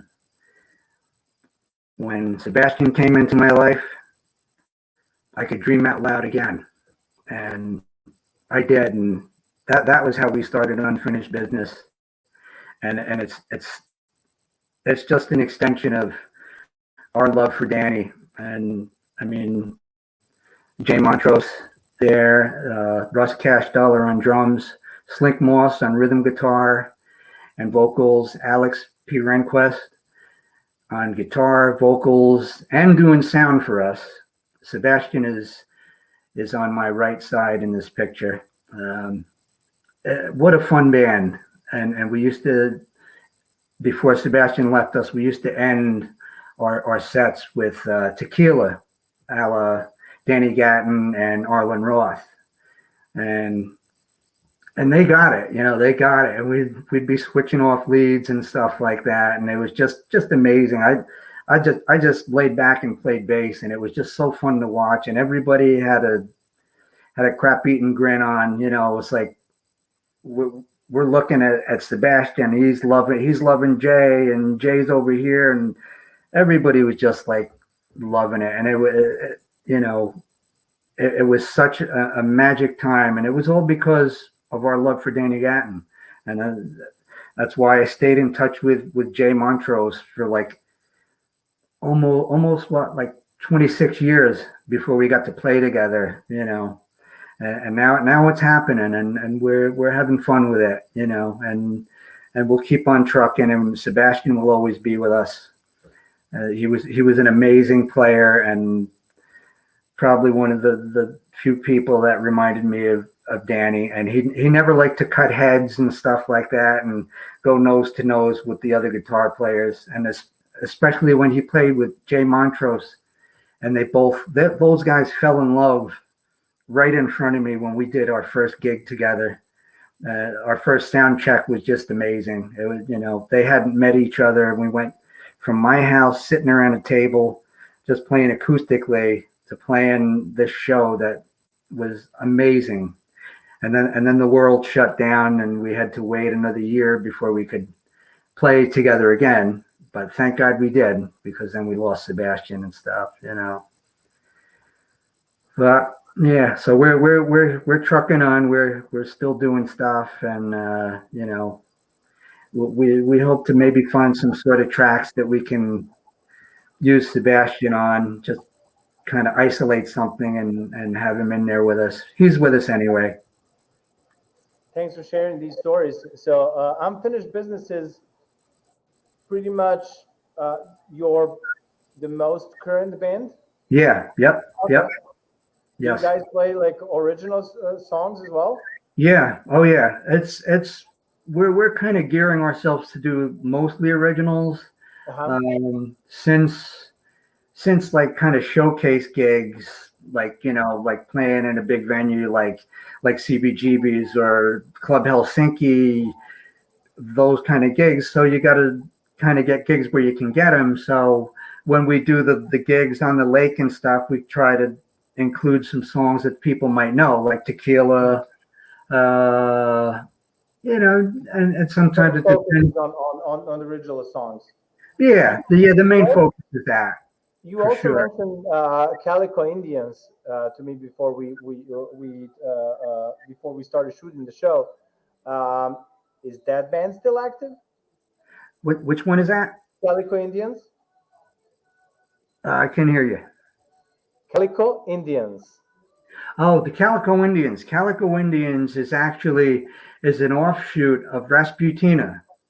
Rasputina is Melora Krieger, and she is an amazing cello player. Her band Rasputina, she's worked with Marilyn Manson, a lot of people. She was actually on the last tour with Nirvana playing cello. So this was actually an offshoot. Calico Indians was an offshoot of Rasputina.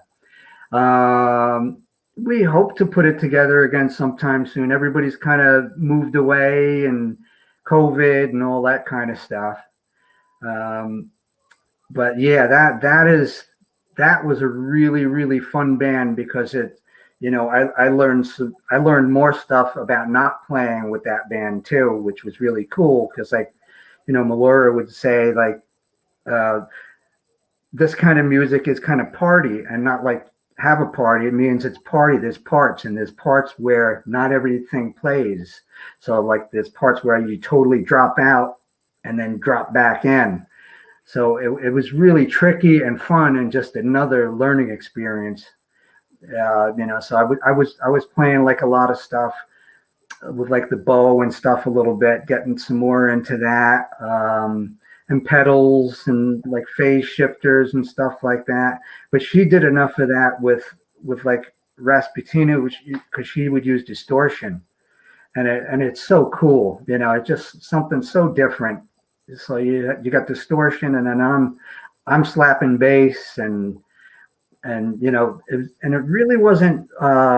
There's never a full drum kit, and there's basically never any cymbals. She didn't like cymbals because it kind of canceled out certain things, and you kind of for the cello and stuff. Even though she plays amped up, you can't have like a real crazy loud guitar thing.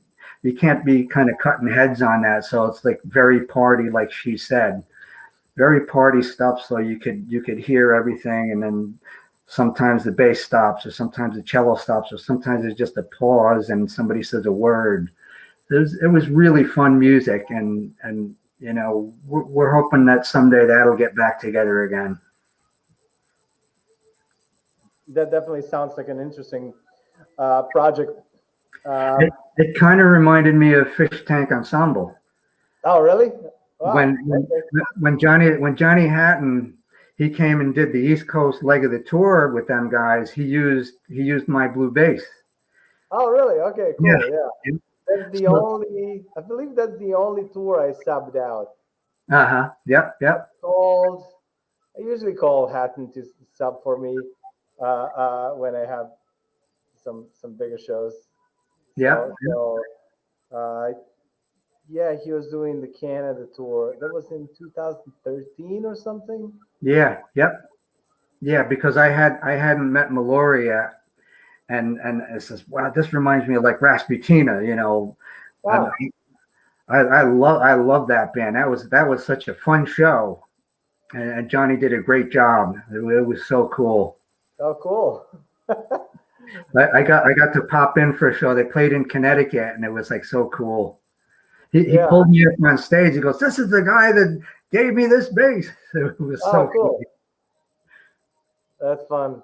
Yeah, Hatton is great. I interviewed him last year for the on the Slapstream as well.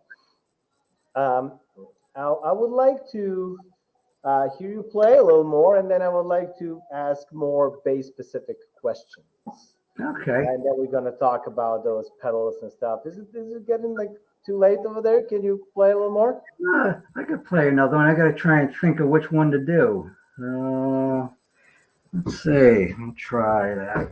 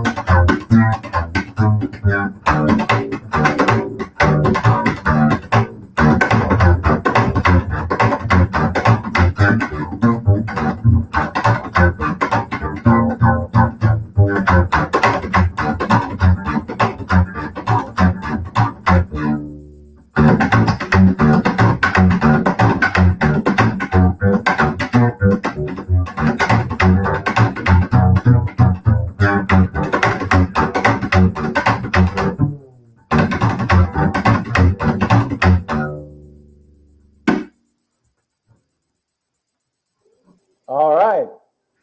Okay, don't leave your base. Don't leave your base. Don't leave your base. I would like to ask you a question that I always ask. Um, what is the terminology that you're using for? Are you using like for different slap patterns, like a single slap, double slap, triple slap, that type of thing, or you have something else? Nah, that's pretty much the same, I think.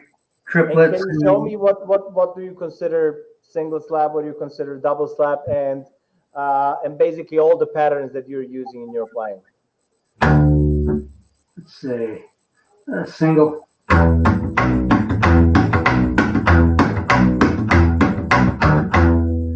Yeah, that's kind of like a single. Try a drag.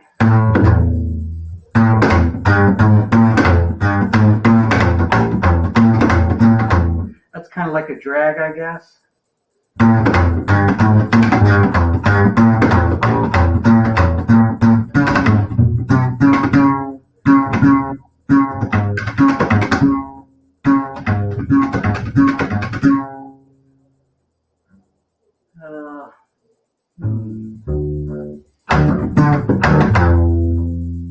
Yeah, I don't really name them too much and stuff like that.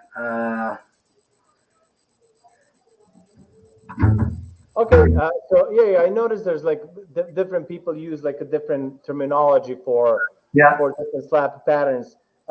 If you don't use particular names, I mean that's fine. Can you just demonstrate which ones are you using, which different slap patterns you're playing? Let's see. Kind of like I guess like your basic like mystery train gallop kind of thing.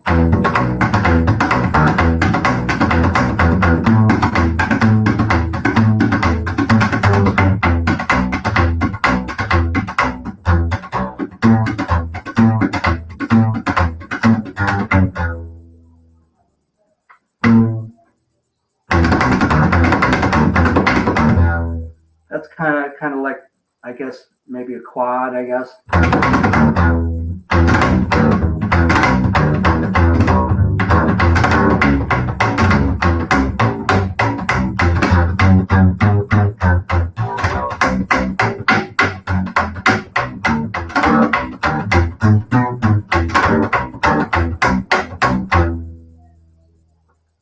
Yeah, that's kind of like a quad and a drag, I guess. Then I kind of split my fingers to do I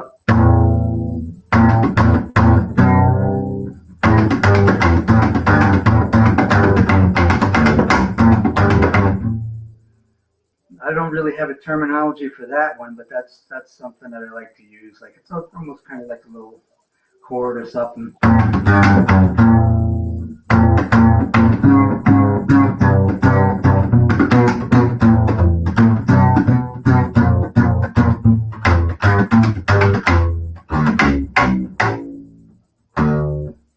And the overhand thing. say.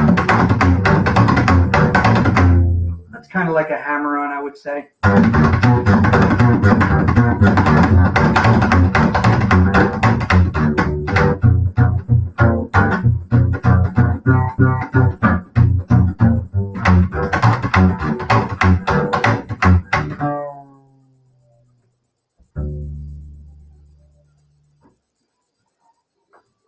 All right. And we were talking about the ways that you put the tape on top of your fingers Yeah. to protect. Do you mind like showing that? You were trying to explain to me, but I would like to see it as well. Yeah. You said that you had like your own unique CHOPS Yeah. style. Do you have a tape close here? Oh, yeah. All right. So what I would do, like a lot of times, a long time ago, I used to tape because not for the blisters and stuff like that. Because when I used to play sporadically when I was working in baseball, sometimes the team has a homestand and they're there for like 2 weeks. So then I don't get to play every day like I like to play. And I would be ripping apart my hands, but I was more concerned with my elbow, and I would get tendonitis. And so a way that I kind of devised to fix that, I gotta learn how to do this. I take a piece of tape that I had originally had wrapped around like that. I would take it and I would roll it up almost like it looks like a little joint.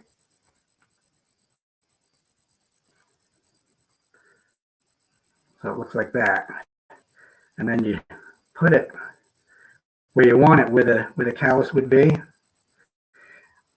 And then I would go over top of that.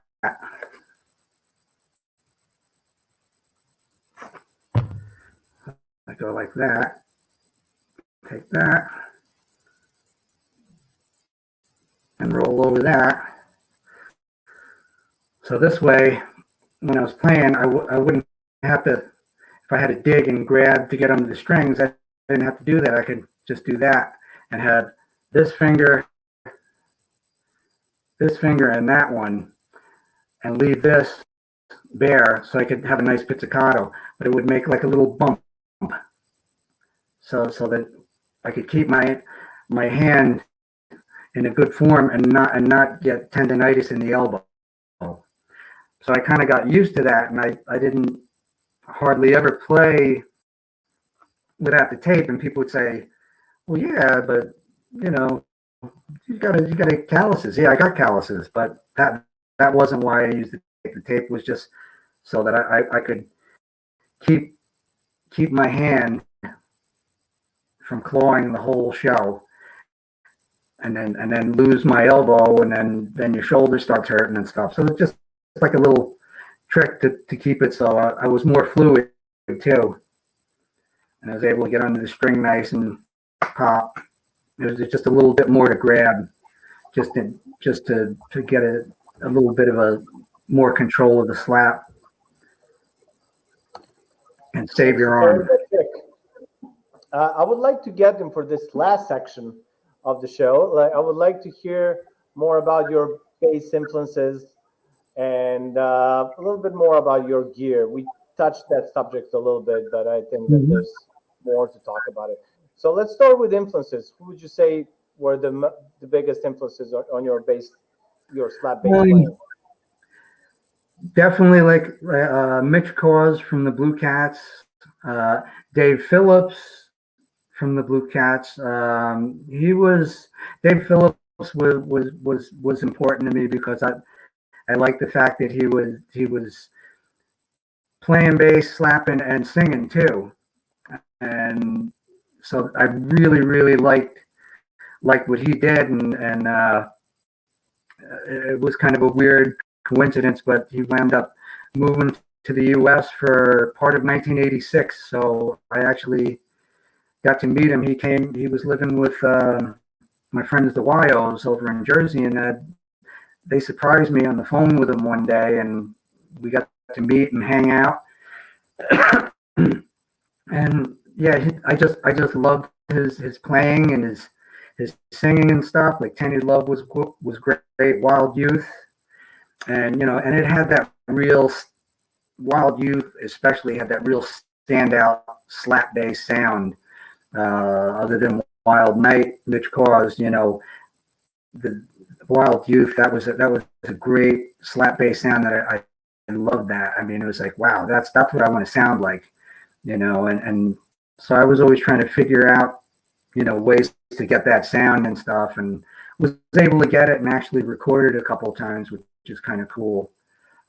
Steve Whitehouse, I love his playing, and like I noticed, like the metal strings and the magnetic pickups, and you can hear that on the records and stuff like that, and it's really cool. It's like so cool that it's like so quiet when you're not hitting, the strings. There's just like no noise, and that's really amazing. I played the Lee Rocker Stray Cat bass out at the NAMM show, and that had the same pickup setup, and that was really cool. That was just like I said, it's just amazingly quiet, and then when you hit it, man, it's that loud, and you could really control it too. It was really nice. I really like that. Other bass influences, definitely Rory McLeod, for a hands-on person, letting me, make mistakes in front of him and learning for the first time. He was definitely, gave me the courage to want to do it in front of people, and just to reinforce, what he was doing and stuff like that. He was also the first guy I ever saw that used a little bit of effects on the bass. He would use some delay and slap back on the bass, but not only as just like a little bit of slap back, but almost as another note, which is something I've been doing with Unfinished Business out in front of people for the first time. And that's a lot of fun. That's really a lot of fun. Trying to think who else we got. Definitely Batmobile. They had a great bass sound. And anybody that Restless had, be it Steve Whitehouse or Jeff Bailey or Paul Harmon and stuff, just amazing stuff. That was the stuff that I loved. Like I say, I love it all, but the stuff that kind of translate into modern day times and what people are thinking about, not just about hot rods and pinup girls and stuff, about, finding a job, left out on the streets at night. The Blue Cats always had lyrics like that. It just, that's what I always kind of shot for and stuff. And, just to not be a timepiece, to kind of have it be able to say something about now. And I would say another thing that affected me is, since I wasn't raised around a pile of, like in Long Island, there was 5 or 6 rockabilly bands because the Stray Cats are from there, so everybody had a rockabilly band. Like me coming from a heavy metal laden area and stuff like that, I had to learn to play different. I couldn't do boom, boom, boom. I couldn't do like a 2-feel and stuff with any of that. So my bass line's always kind of worked a little bit more and kind of moved a little bit. My top hand is a thing that I'm self-taught. So my top hand, I just kind of made it happen whatever way I could.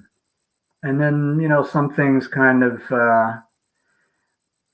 as you get better and start learning things, kind of like turning the top hand over and doing that. I used to do it not because it was flashy, because, like I say, with the tape, on the right hand, I used to get tired in the other elbow and stuff like that. So it was a way of changing the muscle movement a little bit and just giving your arm a break or giving something a break, because who knew when you first started, I first started, I was playing 7 songs, and then by the,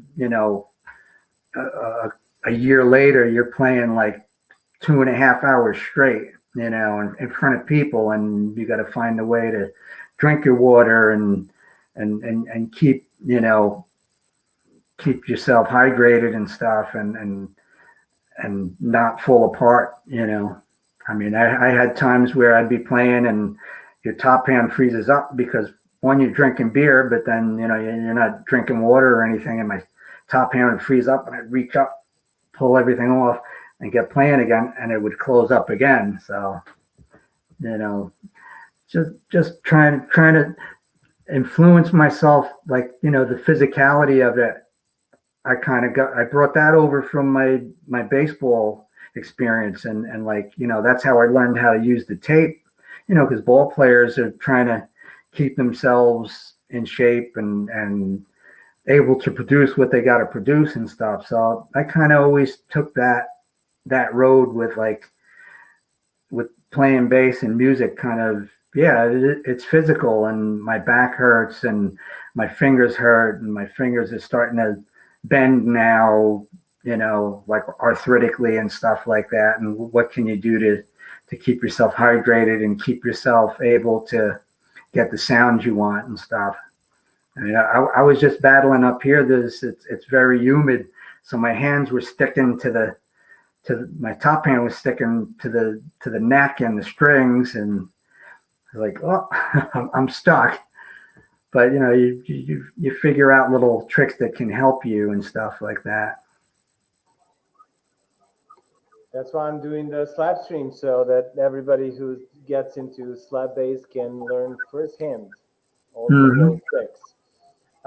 As far as slap bass players nowadays, are there people that you like these days, or it's mostly the guys from the 80s? Well, you and I think his name is Algar. Yeah, definitely. I haven't seen you play enough yet. Just those couple times in Green Bay. We need to get you over here again.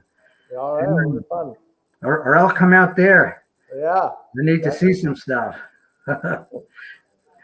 There's a lot of them. I'm, Kim Neckerman is really cool, and that's, just amazing how fast he is and stuff. And I think one of my favorite things that I've heard in a long while was Johnny's Got a Boom Boom, Imelda May, and I think his name is Algar, and that's just like, that's fantastic, because it's not just slap bass at a million miles an hour. It's notes, and it's pauses, and it's beautiful. I really love that. I haven't been able to buy a lot of new stuff lately because I've been holed up here in the base bunker, just trying to stay COVID free and stuff like that. But yeah, definitely. That Algar riff is really cool. I like it as well. Mm-hmm. Yeah, Imelda May. It's really fun. Yeah. As far as your gear goes, like you mentioned, you have 2 regular size upright basses and 1 bass guitar, 1 baby bass. And besides that, you mentioned that you use pedals and different effects. Do you mind sharing that? Like, what is the gear that you use besides amps and your instruments? Yeah, I got like a phase shifter. I don't even know what brand it is. I wish I brought it upstairs. Got a phase shifter, a bass synth, which I've had to try and dial in, because sometimes it's really unforgiving. Like, and it kind of sometimes with the sustain on it, it kind of it kind of just shuts off, and if you bow with it, you don't really get the synth with that. But what I've been doing too is kind of fun. Get like a long delay going. I got like I think it's like a rolling long delay and stuff. I got two delays, a short delay and a long delay. And the short delay is for your natural slap back kind of mystery train sound. And then the long delay is something that I like to use when I overlap something and kind of it almost kind of sounds like you could do like dance music if you wanted to do it, and just kind of just moving around and stuff like that. But then you use a wah wah pedal. I don't use a bass wah wah pedal because any bass wah wah pedals I had kind of just more or less acted like almost like a volume pedal. I couldn't really get the wah sound that I wanted. So I just use a regular crybaby wah pedal, and that with the delay and the phase shifter and stuff like that, you can actually kind of almost play some leads and stuff, and it's really cool. I've done some stuff where I'm bowing and then the other guys in the band kind of pick up the bass line, and then I can kind of peel off and do like like a bass lead, but it doesn't sound that much like as much as a bass as it would if I took half of that stuff off. But it's really cool. It just kind of changes it up, and it's like, wow, this is what guitar players do. This is pretty fun, So I like doing that.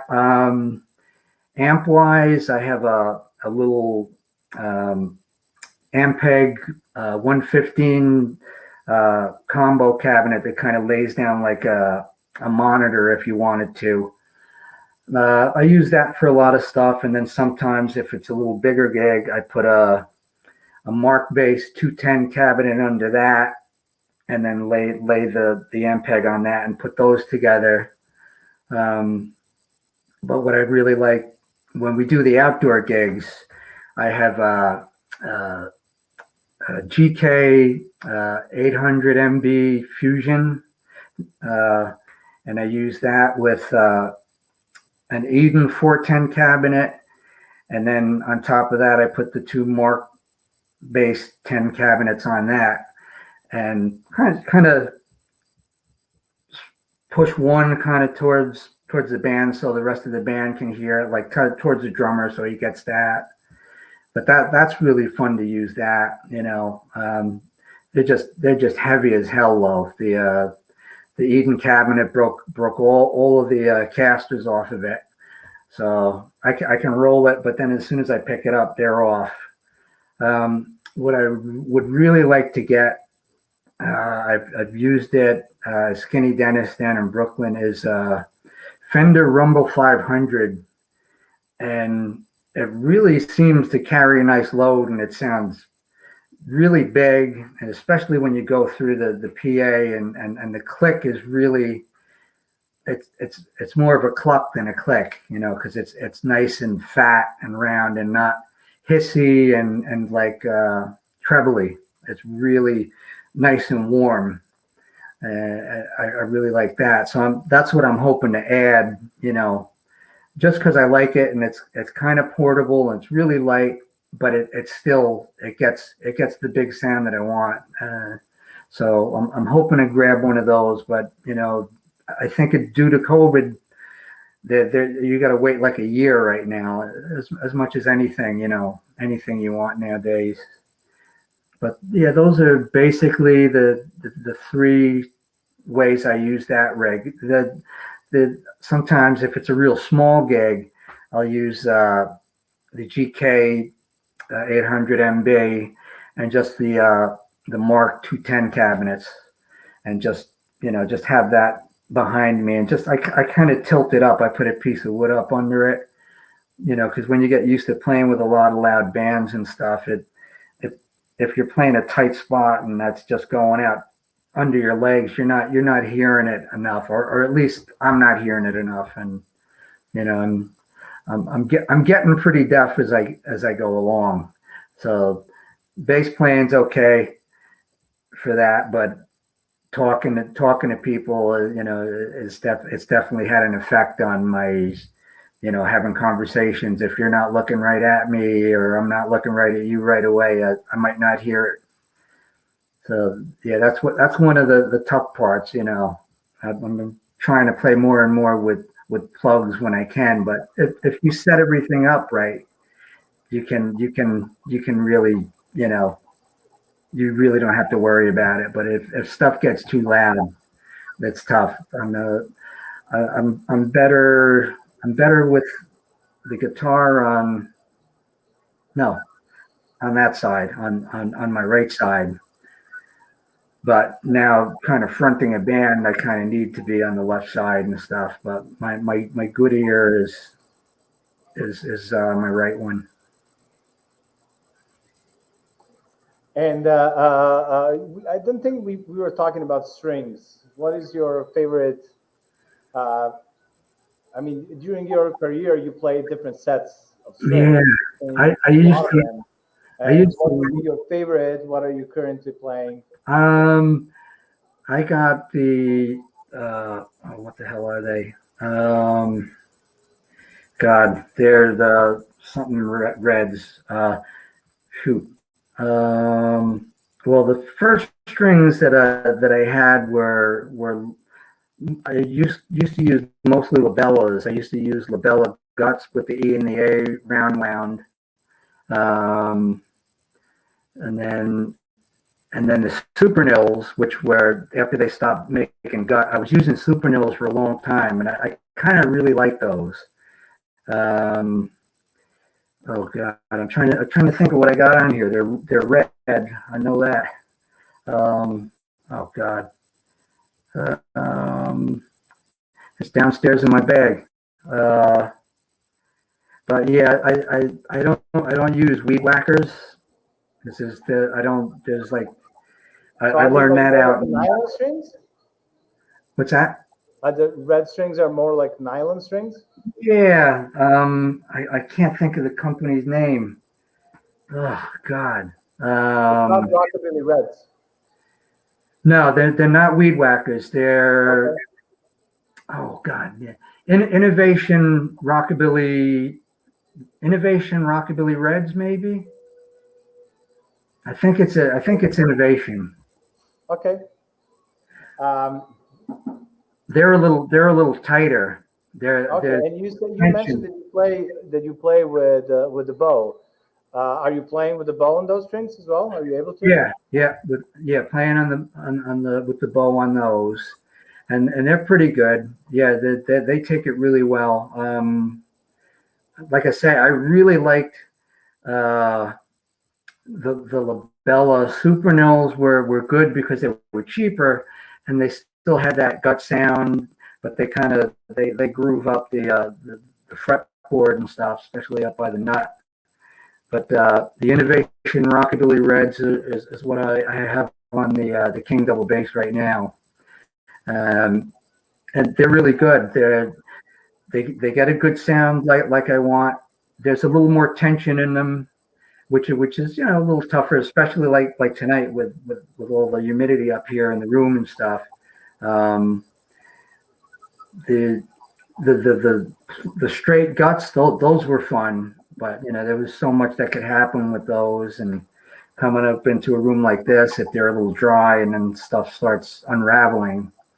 I had that a couple of times with the Super Nils, and because when Labella had the guts with the E and the A round wound, sometimes the round wound would come off, the steel would unravel, and so I'd pull them off, and I did that one time with a set of Labella Super Nils, and it unraveled. It's all right, I'll just get this stuff off, and then like, there's nothing but nylon in here, so I was basically playing like wash tub bass going up and down the bass. It was like mid set, and we were playing a wedding and stuff down in Louisiana, and it was like, oh boy. So that was kind of a battle. But yeah, the weed whackers I don't play too much. I've played them, but there's like no sustain. really.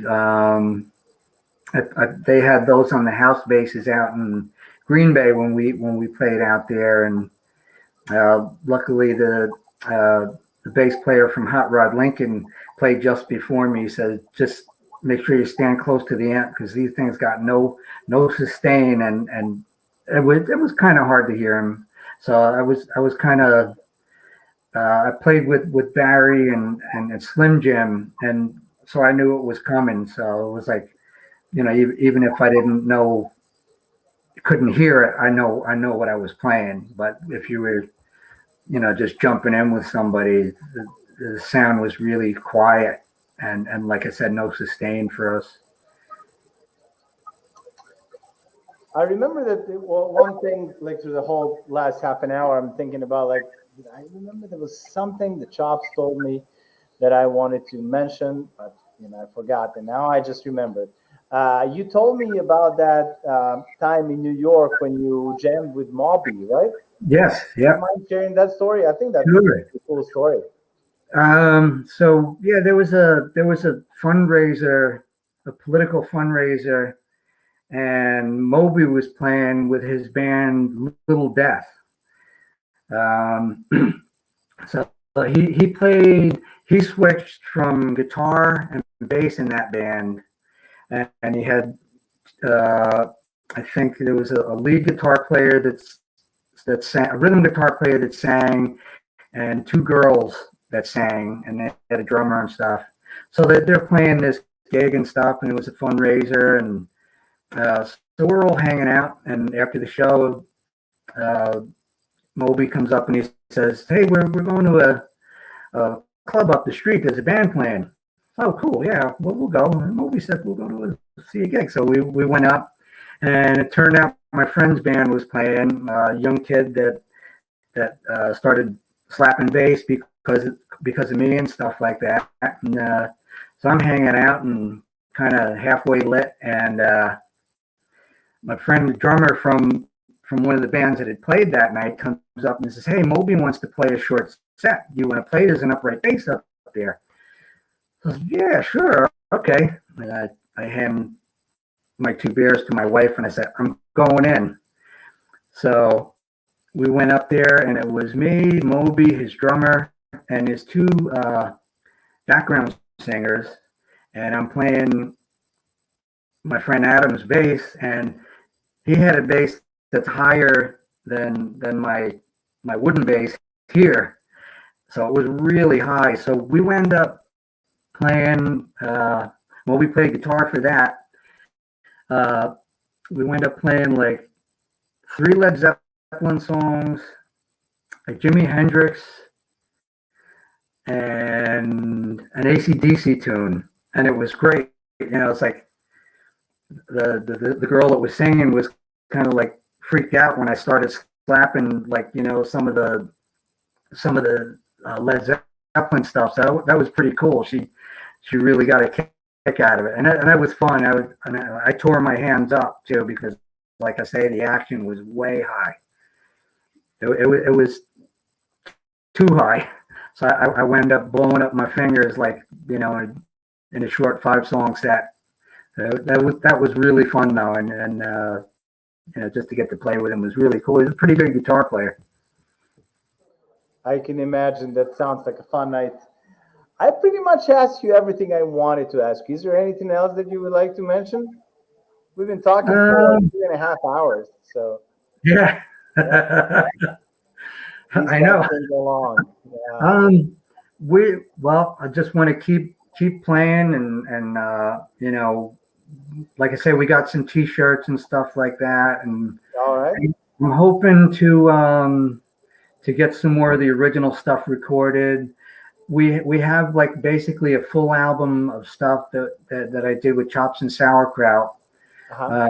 So we got to go in and mix that and add if we have to add. But unfinished business is the next thing, and that's gonna be fun because I have a couple things in mind, couple of kind of tributes, to Danny and stuff like that, because it's basically because of Danny Gatton that's the name. That the name came from one of his album titles. So that's part of it, and the tribute to Sebastian to finish the music we started. The very first thing that me and Sebastian played before we named it Unfinished Business. He had just gotten dropped by a girl. That was a long, horrible, sad story, and he was broken. And he stayed at the house here with us. And I says, let's go play. Let's go to open mic at Club Helsinki. He says, okay. So we had no idea what we're going to play. And I said, I don't really sing Mystery Train. And so we're kind of going back and forth. And I says, oh, how about we do Nitpicking, which was the Danny Gatton flexi disc in the Guitar World Guitar Player magazine that Danny was featured on the cover, where he had the mask like from the Phantom of the Opera. And, the thing was Danny Gatton, world's greatest unknown guitar player. And that was the flexi disc in there. So I said to Sebastian, let's do Nitpicking. He says, oh, okay.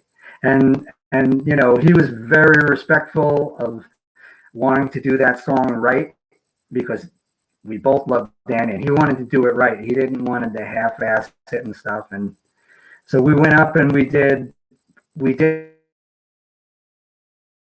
and if anybody's heard that song, they'll know what I'm talking about.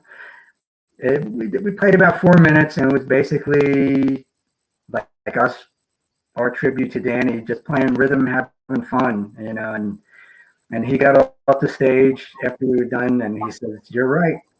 I got to play. And he did play, and we played till the end. So we want to finish that. That's my goal, is to finish that and have that tribute for Sebastian, and for people to hear some new music and stuff that's been inside here for a long time, and finally bring it out to people. I'm excited to hear it. And I actually lied a little bit. I have one more question for you. So you've been playing for almost 40 years now, I guess. Mm-hmm. And then, the T-shirt says "Slapping" since 1980. All right. Okay. Is that you? Yeah. 1980? Yeah. That's when you. I was slapping before I could play. All right.